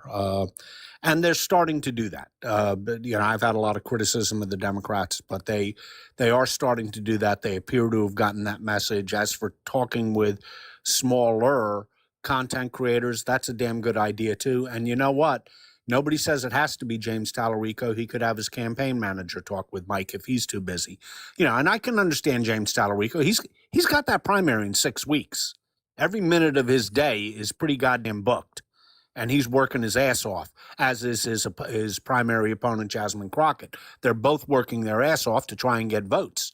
And as are the three Republicans who are running in the Republican primary over there. So I can understand that. But that doesn't mean that you can't have a campaign aide pop in to talk, because you should be talking to as many people as you can. Yep. And again, just because we're not hearing now doesn't mean there's not a chance later. We've got Rosa and Ash have been working their butts off, and they've got a whole sheet of people that we've contacted and who we've heard from and who we haven't. And we're going to keep reaching out to the people that we haven't, because they may just be busy right now and they may be focusing on other stuff. And we'll look at the people that win the primaries and talk to those ones after. And who knows, they'll maybe be more open once they've finished the primaries. There's a lot of possibilities. And the amount, I can't take many more people right now anyways. Let's put it that way. As it stands right now, my rest of January is going to be absolutely insane, to the point where I might have to start posting videos even more often because I only get so much storage and I can only edit so much stuff. So I might just have to start pumping things out at the rate that recordings are coming through. So Rosa, I've looked at the polling in Texas to answer your question. The last poll it's got to be 3 weeks old now, and had Crockett up by 8.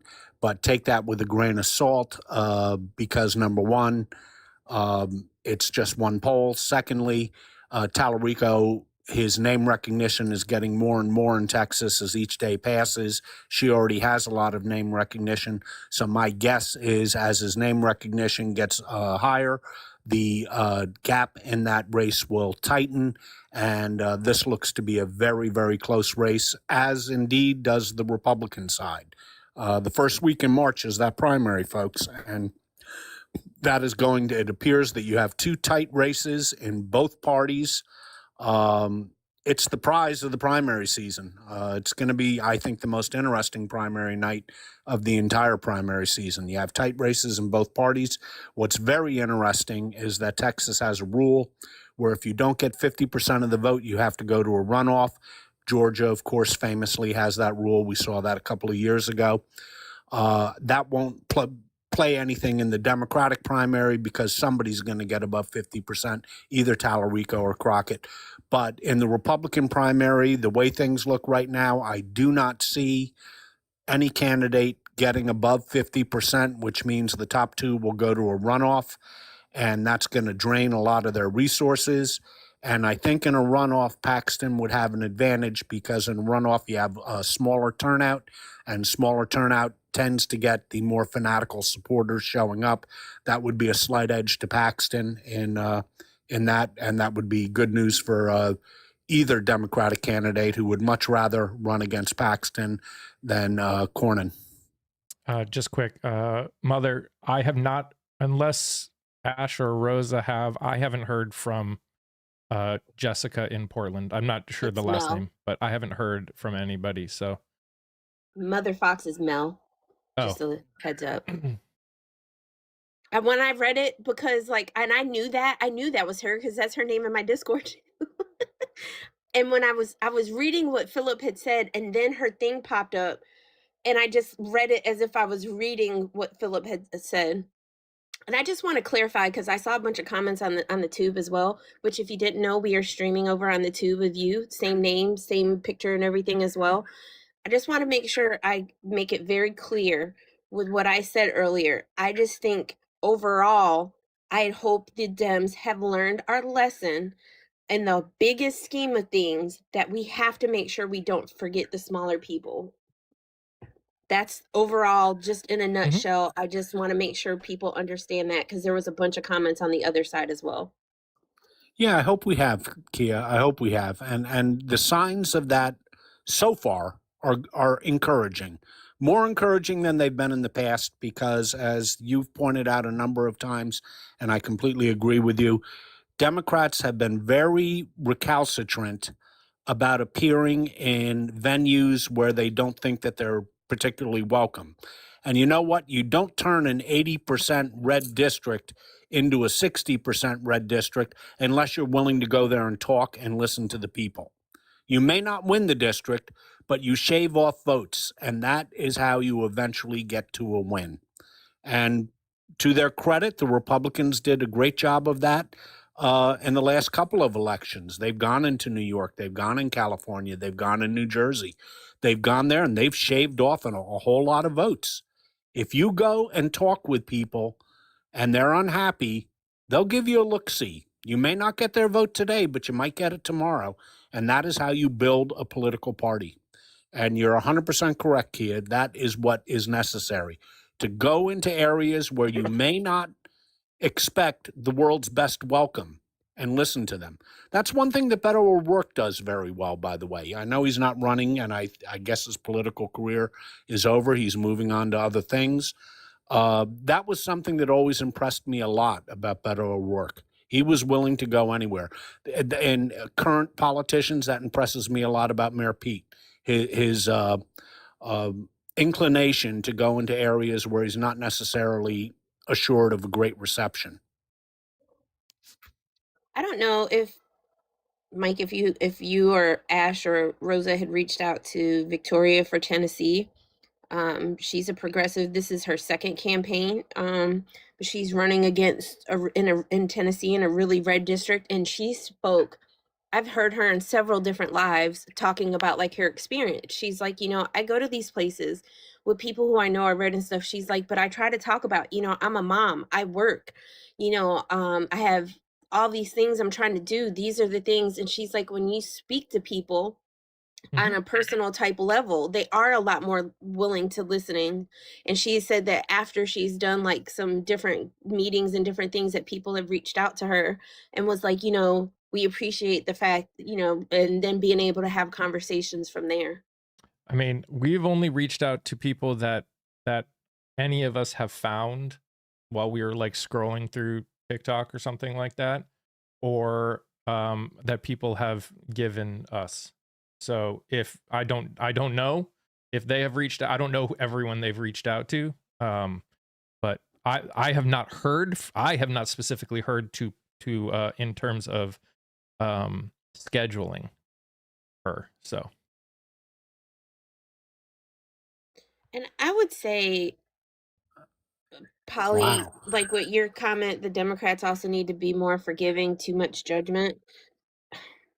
It's like yes and no, because I think the purity politics part of it is insane, but I do also think that we should be, like when we were talking about that candidate in Maine, I don't care if you realize it or not, like you have to be careful when you put stuff on your body. Like you shouldn't put things on your body and then claim to say you didn't know what it means, especially knowing that it's like literally going into your skin.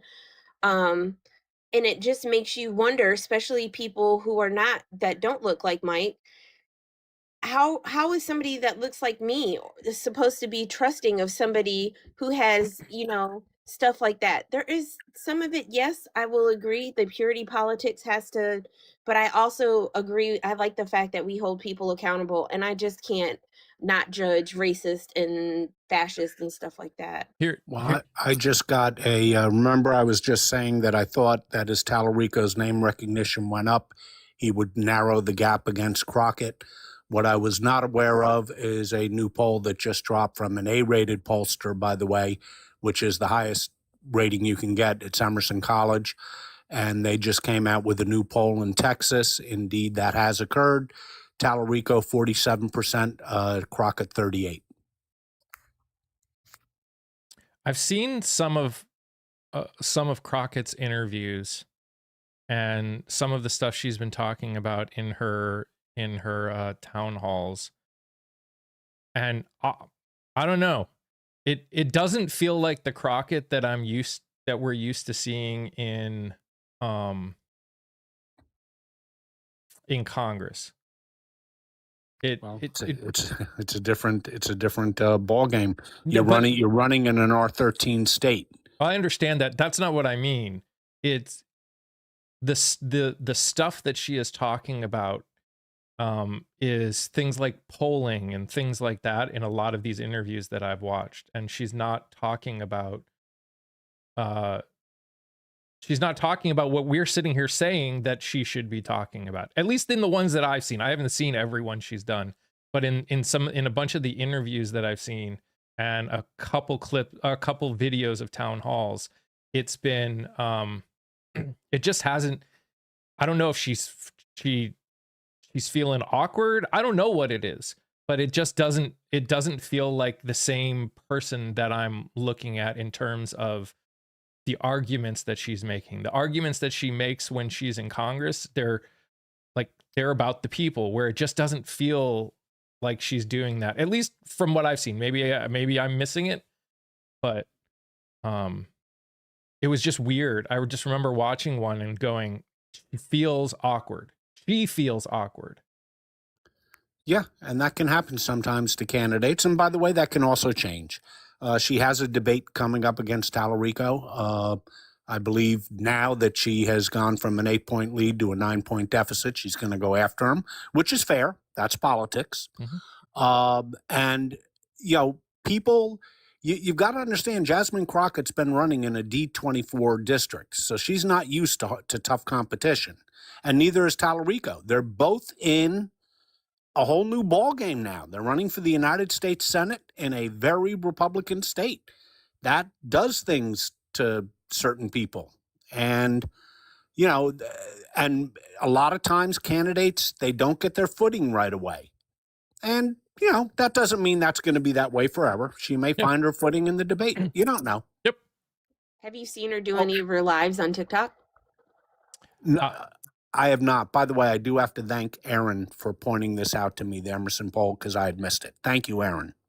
I've popped in every once in a while and watched a little bit of it. She's usually goes live when I'm like done with doing anything to do with politics. So yeah, it's usually in the evening. Yeah. She seems like she's a lot more open, and maybe of course because of the wear. I just wish we could have got them as governor and senator running instead of them running for the same thing. I really, really wish that with the entirety of my soul. And when people talk about, like, I struggle when I hear people talk about, that she comes off as argument. It almost seems like people, even on our side, are playing into those tropes and not even realizing it, and those like microaggressions, now when we have people like Gavin get out there and say whatever he wants in whatever tone he wants and how he yells, and everybody's like rah rah rah, and then people are like, she's too aggressive, she does that. Just it really, she's not the only one. That is a problem that has occurred for most women candidates, which puts them behind the eight ball from the first minute. I mean, we all remember Hillary Clinton. Oh, she's a bitch. But when Donald Trump said something that was 100 million%, to use one of his statistics, 100 million% more offensive, well, he's tough. Yeah. He's aggressive. And if a woman shows toughness or aggression, she's a bitch. And it's a grotesquely unfair standard. Yep. It kind of, maybe I should have been more clear because I was speaking in it. It's a racial trope. As a Black woman, that is something they always say, that when a Black woman raises her voice or a little bit, that she's angry, she's aggressive. That is a microaggression. It is a racial trope. And that's what I was mainly putting it on with her being a Black woman. You're right. We are labeled as bitches because we stand up and we're not willing to just bow down and suck toes and stuff like that. I've been told before, well, this person had such say, but they're not confrontational. There's a difference between being aggressive and confrontational and being passionate and just loving what you do and what you believe in. So that's why sometimes, like, when I say things and I'm given a perspective is as a Black woman, that's what I meant. I'll take it a step further. I have no problem with somebody, male or female, being aggressive or confrontational when the issue warrants being aggressive and confrontational. And it is grotesquely unfair that a man can do that and be considered strong, and a female cannot do that. And you're right, you have the extra added attraction of being a Black female doing that. That's a I can't say the words on TikToks. That's an unaliving event for a Black female candidate, whereas for a male candidate, including a Black male candidate like Barack Obama, he could be confrontational and he could be aggressive, and everybody thought that was a symbol of strength. And Gavin Newsom is a prime example of that. Yeah. He goes out and trolls Donald Trump, and everybody thinks it's great. And so do I, by the way. And I think it's great. But I also think it's great when Crockett or AOC trolled Donald Trump. I think that's great too. Yep. Other people do not. I would even go as far as to say the stuff that I was struggling with, and maybe she's doing it on purpose. Maybe she's doing it because she doesn't want to come off as what she is seen as in Congress, which is possible. I'm saying I watched her and I wish she was the Crockett that I remember before. Like, I was just like, come on, girl. It's a shame you just bounced the last person. Harris was a joke of a candidate, and it wasn't because of her color. I would just like to see how she was a joke of a candidate. I'd love to see you explain how she was a joke of a candidate, and a person adjudicated of SA and convicted of 34 felonies who had a dumpster fire of a first term, how he wasn't a joke of a candidate. It's too bad that that guy got bounced out of here, because I'd like to see him explain that. Mm-hmm. You know, a person who served as vice president, as a senator, as a prosecutor, what in her curricula is a joke? What specifically is a joke? What political office did Donald Trump hold before he became president, besides bankrupting numerous businesses? What qualifications did he have? Silver said Trump is threatening high tariffs on countries that don't support us taking Greenland now. Kind of shoot his tariff court case in the foot, doesn't it? Well, the Supreme Court's already heard the oral arguments. It's a shame that they've already heard the oral arguments. But yes, Silver, you're 100% correct. Yeah, I just saw it had dropped down on my phone. So dumb. This whole fucking thing is just so dumb. Kia, that's what I don't get. It isn't disagreements about policy. It really isn't. It isn't, because different people have different views on policy, and that's fair. That's what politics in its essence is all about. That is a good thing, not a bad thing. Here's what I don't get. Every action he is taking is hurting his own party demonstrably, in addition to hurting the very people who put him in office. The healthcare cuts, the ACA cuts, the top 10 states, ACA subsidies, all red. Every single one of them. Red, red, red, red, red, red, red. Who do you think gets Medicaid in this country? Rural Americans. By a vast majority, 30% of the entire populations of red states get Medicaid. Every action this guy is taking is either hurting his own party or hurting the very people who put him in office, in addition to hurting the rest of us. That goes without saying, hurting the rest of us. I don't understand the logic. You like to think that people have logic behind what they do. Will somebody please explain the logic to me, because I guess I'm just too stupid to see it. Well, buddy, I can jump in and let you know exactly what it is. As long as they believe it is affecting folks that are not looking like them, as long as they think that's what's happening, they're going to be okay with it, even if it's detrimental to themselves.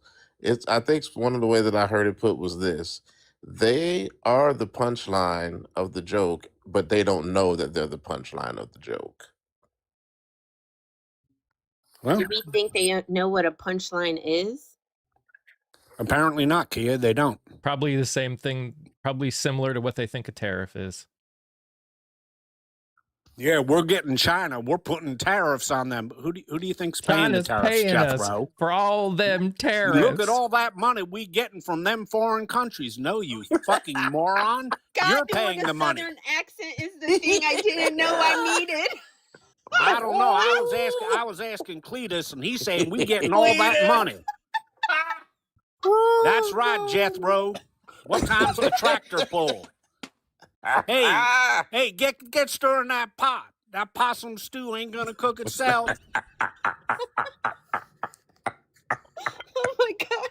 I was like, as soon as you started, I was like, wait a minute, is this Scott doing a Southern accent? Oh my God, I love it. Well, I done do that pretty good, girl. Cletus and Jethro. What you talking about, Willis? Ooh, there's a good one. Got to add Willis to my repertoire of Southerners. Oh. Garpu said you owe her a new new keyboard because hers is covered in Oh coffee. no. User, I'm aware that Medicaid goes to every state, and you are exactly correct. However, 30% of the population of red states are on Medicaid, which is higher than the population of blue states. But I did say in my statement, it's hurting all of us, of course, and it is. It's hurting everybody, and I do not mean to disparage, people in blue states who are going to be hurt. And 1 in 8 Americans, and this is spread across the country, 1 in 8 Americans receive SNAP benefits. That's food for people. That's food for children. And we're cutting that to give tax cuts to billionaires. Let that sink in. Aaron on the tube side said, I hadn't realized Scott had been to my family reunion. Wow. Yeah, I wish I could read that. Was the cornbread good? Actually, who am I kidding? I love cornbread. I shouldn't say that. Oh, me too. And I Oh, love butter Southern cornbread. food. Yeah. Don't necessarily love Southerners, but I love Southern food.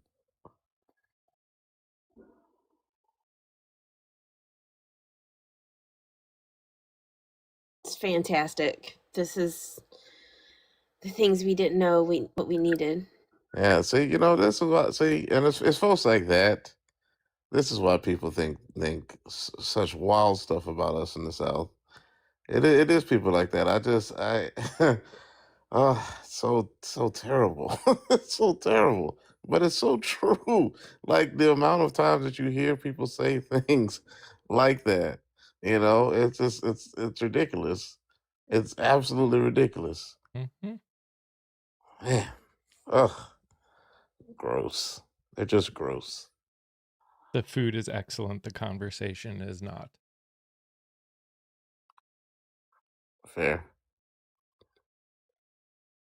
Now you need to make now you got to have a T-shirt that says Jeffro and Cletus on it.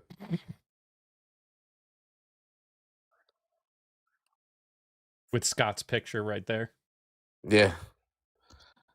Oh, I talk a lot like this. I very rarely on your lives, Mike. But if you were to be in a phone conversation, you wouldn't get 5 minutes before I start going into that accent.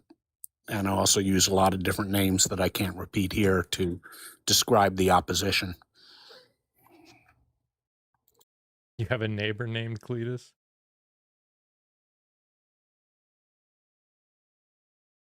Did you see what James said?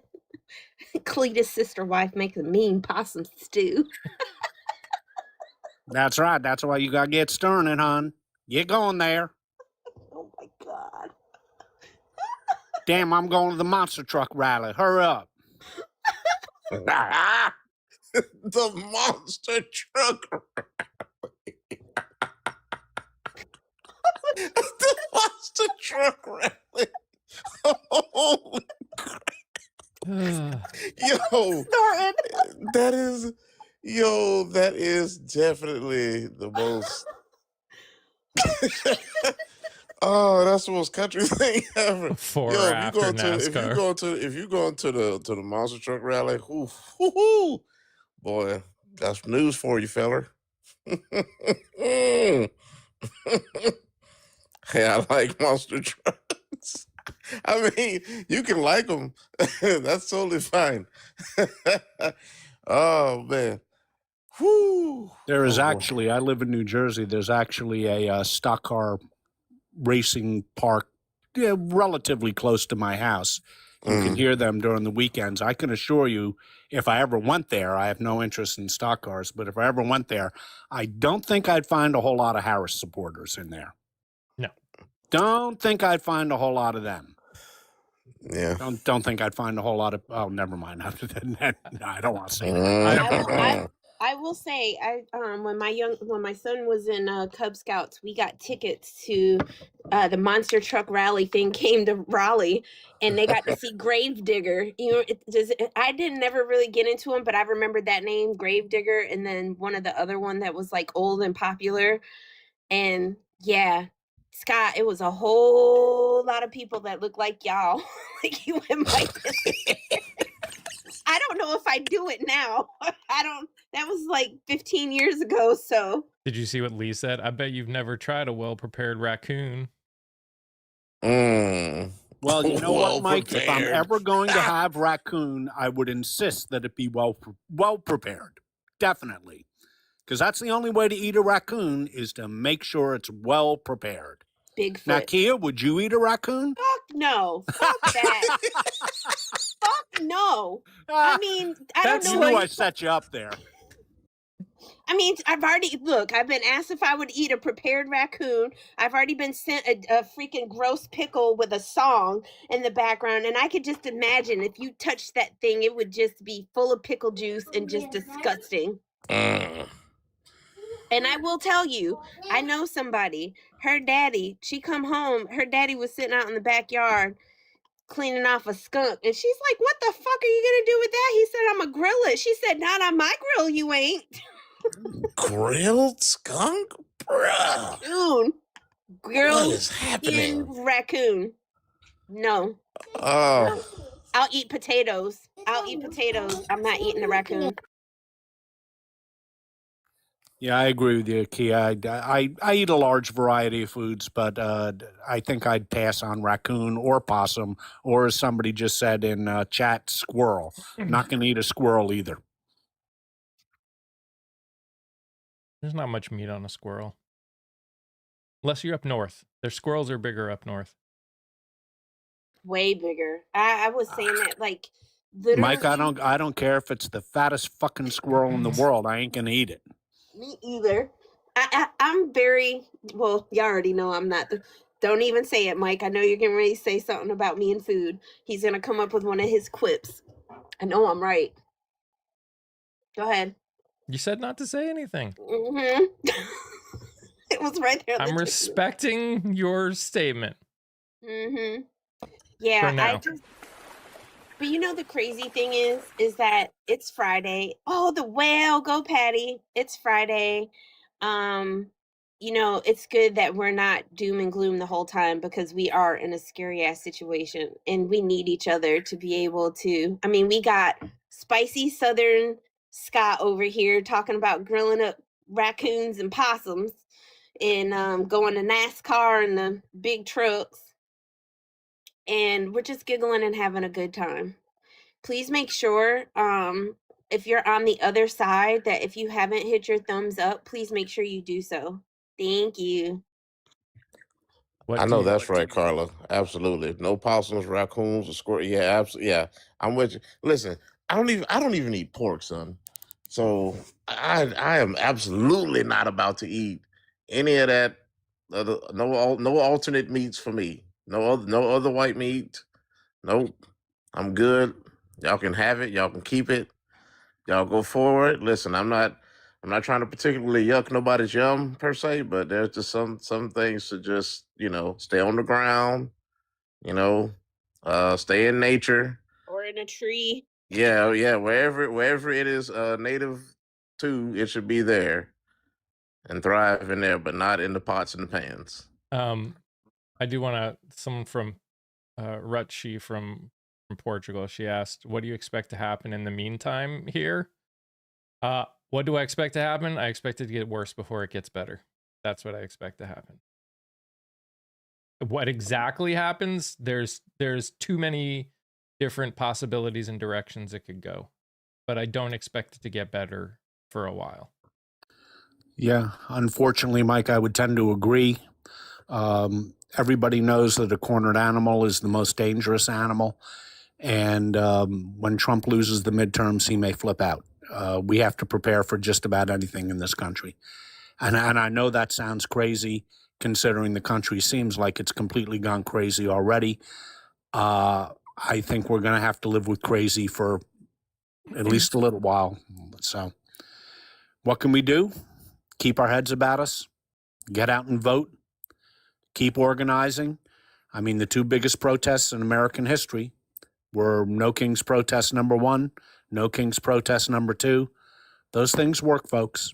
Just keep your heads about you and keep working and to take a phrase out of the civil rights movement, keep your eyes on the prize. Just keep your eyes on the prize. I'm sorry. Just one thing too. I saw a video last night and like it elicited a lot of reactions. They were throwing fireworks at the cubes. Y'all, don't do that. Please don't do that, because not only like with something like that, you don't get to dictate the direction of when it goes off, where it goes. You don't know if there's kids or pets or other people. Please do not do stuff like that. Please, please, please do not do fireworks like that. Please don't do that.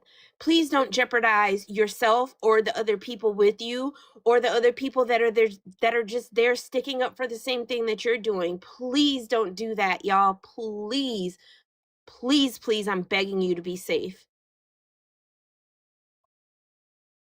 Yep. Yeah, agreed. There are legal processes to help you. You lose those legal protections when you become violent. Just listen to what Kia said. Don't do it. Just don't do it. As hard as it is to think that you're not fighting back, there's a right way to fight back and there's a wrong way to fight back. Using violence against the government is not going to work. It's going to be, you're going to put yourselves, you're going to put your family, and you may put others in danger. Please don't do that. Yes, because then when they start doing that, what do you think that's going to happen when you throw that, something like that? They're going to start throwing out those pepper things and those big smoke things and all of that stuff. I'm by no means not saying please go protest. Please get out there if you safely can. Just be safe doing it.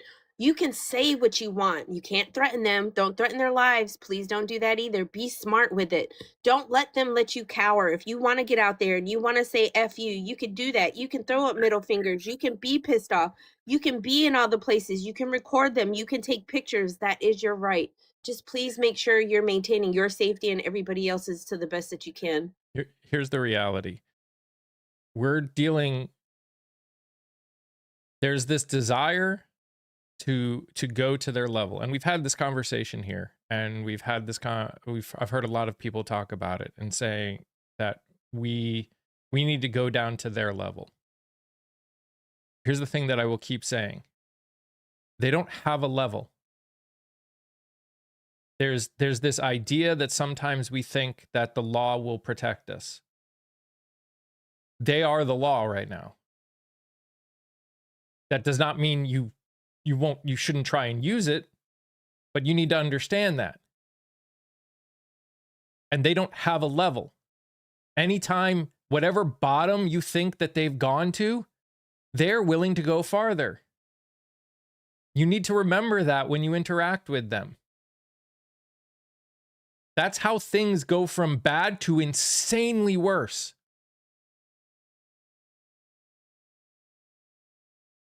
Because you go to them, you go down to their level in any way, shape, or form, they will go farther.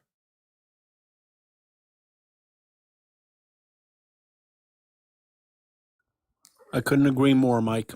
There was a big question, and I'm sure you were, before I knew you, during Trump's first term. My God, where's the bottom here? If we've learned anything in the last 10 years, there is no bottom. There is no bottom. There's nothing they won't do. So bear that in mind. And again, that doesn't mean you don't protest. That doesn't mean that we never will get to a point where something different than what we're doing needs to get done. We just need to remember that in anything we do. If we all go down, if we all keep going down, if we go down to their level, they go farther, then we justify going down to that level too, and then they go farther. A, where does it end? And B, what will we have when this is all over? What will be left? Like what if someone who has no level decides to go and set off a nuclear arsenal, what's left? And again, am I saying it's going to go there? I hope not. But we're talking with people that have no bottom. What's our other option? What do you mean, what's our other option? Every other, you can look at every other movement that has existed on this planet that has done it without going farther down, farther down, farther down. And they've ended up working. Is it painful? Of course it is. You're dealing with people that have no humanity or lack morals.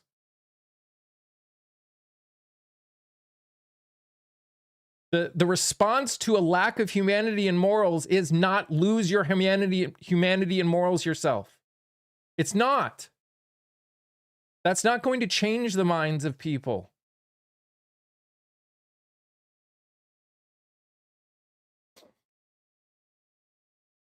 That being said, to everyone that's over here on the tube, I'll say it again. Just so you know, I interviewed someone who is in Minneapolis, right near where it happened, right near where Renee Good lost her life.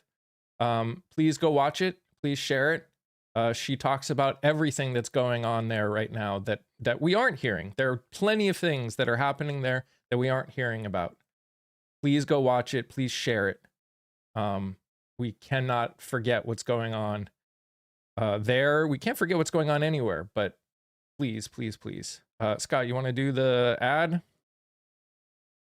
I sure can. James, hang on to that question for tonight, and I'll be happy to answer it for you. Or you can plug it in, but while I do the commercial, I won't be looking at the screen. At any rate, folks, a far-reaching conversation today, as always, and that's thanks to your host and content creator, Mike. My goodness, we've covered everything from the Texas primary to European trade agreements to Southern culinary tradition. We've covered it all today, folks. And again, that's thanks to Mike. What I want you to do is to take a look in your upper left-hand corner. You're going to see Mike's name, but you already know for right now. I don't want you to pay attention to that. I want you to pay attention to that little orange heart. Give that a tap, please, because then what happens? A big old box is going to drop down, and on the right-hand side of that box, you're going to see 6 small rectangular boxes. Some will be blank. Don't worry about those. Some, however, will be shaded in black. Please tap on those. Why do I ask you to do that? Because your content creator who busts his ass to put this out 5 days a week gets points. And guess what? You get the same amount of points. So talk about the world's ultimate win-win. Can't beat that with a stick, folks. Now, we've talked an awful lot about the Tube of You. And within a few days' time, literally just a few days' time, TikTok will be under new ownership. Now, maybe things will be bad. Maybe things won't be. The bottom line is we just don't know.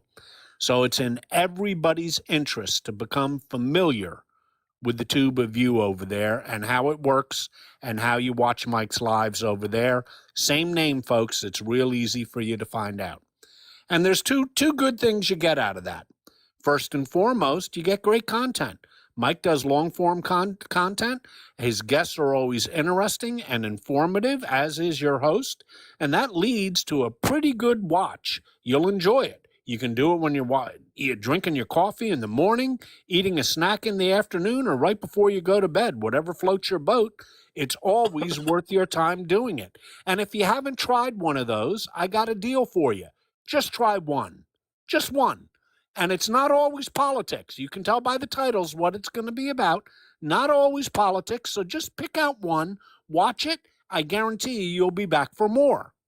But give it a try, folks.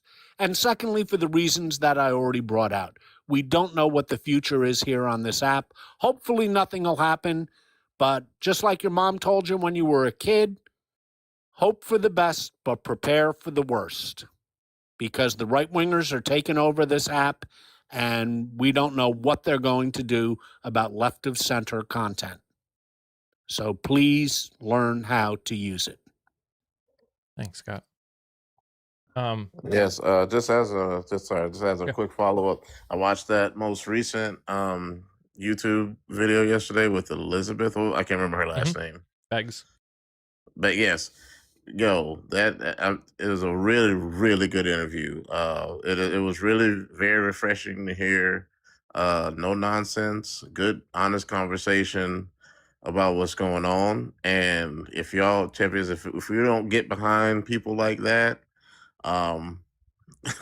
things are going to stay the way that they are. And this is how, you talked about, like, how do we change it? How do we? It starts with just those watches. You think, Just because we're supporting Mike and what he's doing, it's more than that. We're being informed. We're able to network, and the more people that we can look and say, hey, no, there's actually people out there that are actively fighting against this nonsense here currently. That's how it starts, just getting that knowledge. I can tell you from personal experience, I was not super informed about politics growing up. And most of the time when I did hear about it, it was just, oh, this person's not good or that person's that or whatever the case. And it completely turned me off to it. It's only in spaces like this that I have opened up to being open to politics and what it truly is and represents. Thanks, Shug. But yeah, please go watch those episodes. Like I said, today I'm going to be interviewing the nephew of someone who lost their life in an ICE detention area. These are things that we need to hear, and these are the things that we need to get out. So please, please, please. Obviously, I want to do this full time. That involves being able to pay bills. So whether you have the capability of helping financially or willing to watch and share the stuff, both are just as equally helpful, and I would appreciate it greatly. Mike, can I ask you just a quick question Sure. about the tube? Yeah. Your latest interview, is that the one for the Cheryl seat? No, that was Mikey Cheryl? That was Tuesday. I released that one.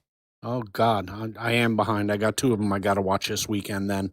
Okay, because I do know the Cheryl seat, which I guess is the second to most recent one. That's a tough contest, folks. That's no gimme. That's a very evenly divided district. Going to be a tough race for both parties in that one. Yeah. Yeah, there's basically three episodes came out this week, because the thing on Minnesota I just put out so I'm kind of having two separate things going on. I'm interviewing people, and that's going to be a playlist. And then when I do stuff that's not interviewing people running for campaigns, that's going to be a kind of a separate playlist. So there's just going to be stuff coming out, and there might be more than a couple a week coming out at the rate that I'm getting interviews. So there's just some really cool ones. I interviewed people in Chicago, these two people that are running in the same district in Chicago. There's 12 people on the Democrat side running. Another area of Chicago, there's 20 people running on the Democrat side for one seat. This is why being informed is important. There's a lot of people running, especially on the progressive side, than ever before. As we said before, there's a Democrat running in every district in Texas for the first time. Every single district. Those are things that you need to remember. So anyways, don't forget to plug the gaming stuff. Yeah, I also do gaming stuff, although I'm struggling to find time to do it unless I can start making the ability to get some of this like editing and things off of my plate. I'm not sure I'm going to have time to keep doing the gaming stuff at this moment. But yes, I also have a gaming channel that I'm trying to start doing stuff on too. So anyways. Can I just say something real quick? Yeah. Last night, I'll see if I can find it on their website and share it in the Discord. But they did a really cool exercise during the 7 o'clock thing, and they were talking about how we've talked about often between the party versus policies. And what they did is they put up like 2 paragraphs with something that somebody said their stance on the same position. And then he was like, okay, so who's a Republican, who's a Democrat? Sometimes it was one or the other. Sometimes it was both Democrat. Sometimes it was both GOP. But it kind of challenged you to think about how you're voting. I'll see if I can find that. And if I can find it, I'll share it in the Discord. Sure. But you can go ahead and kick me because I got to get ready to go live. I love you guys. Have a good weekend. Bye. Have a great weekend. Take care, Kia. All right, guys. Have an amazing weekend. Like I said, another episode will probably come out tomorrow because again, I promised the nephew that I would get the interview with them out quickly because they don't want him and what happened to him get lost, to his uncle to get lost. So that will also be coming up. So keep an eye out. There's just going to be a lot of stuff coming out. If you like what I do here, if you like this stuff, if you think this stuff is important, please, whether it's watching whether you can financially support, whether it's sharing, all of those things are helpful. The stuff I do is less rage baity. It's more just real stuff. And that does not bring in the same kind of crowd as a rage baiter does. Real conversations, people they aren't as exciting, quote unquote, but they're necessary. So any sharing you can do, any help you can do to make what I do here possible to grow and expand would be extremely, extremely helpful. So guys, have an amazing weekend. Thank you for the likes, the shares, the gifts, the subs. I appreciate it all so very much. You guys are amazing just the way you are, and I love you all very much. Stay safe, stay healthy. Remember to sing, laugh, dance, smile. Do something that makes you happy. Bye, guys. Goodbye, YouTube. You guys rock. Have a good weekend.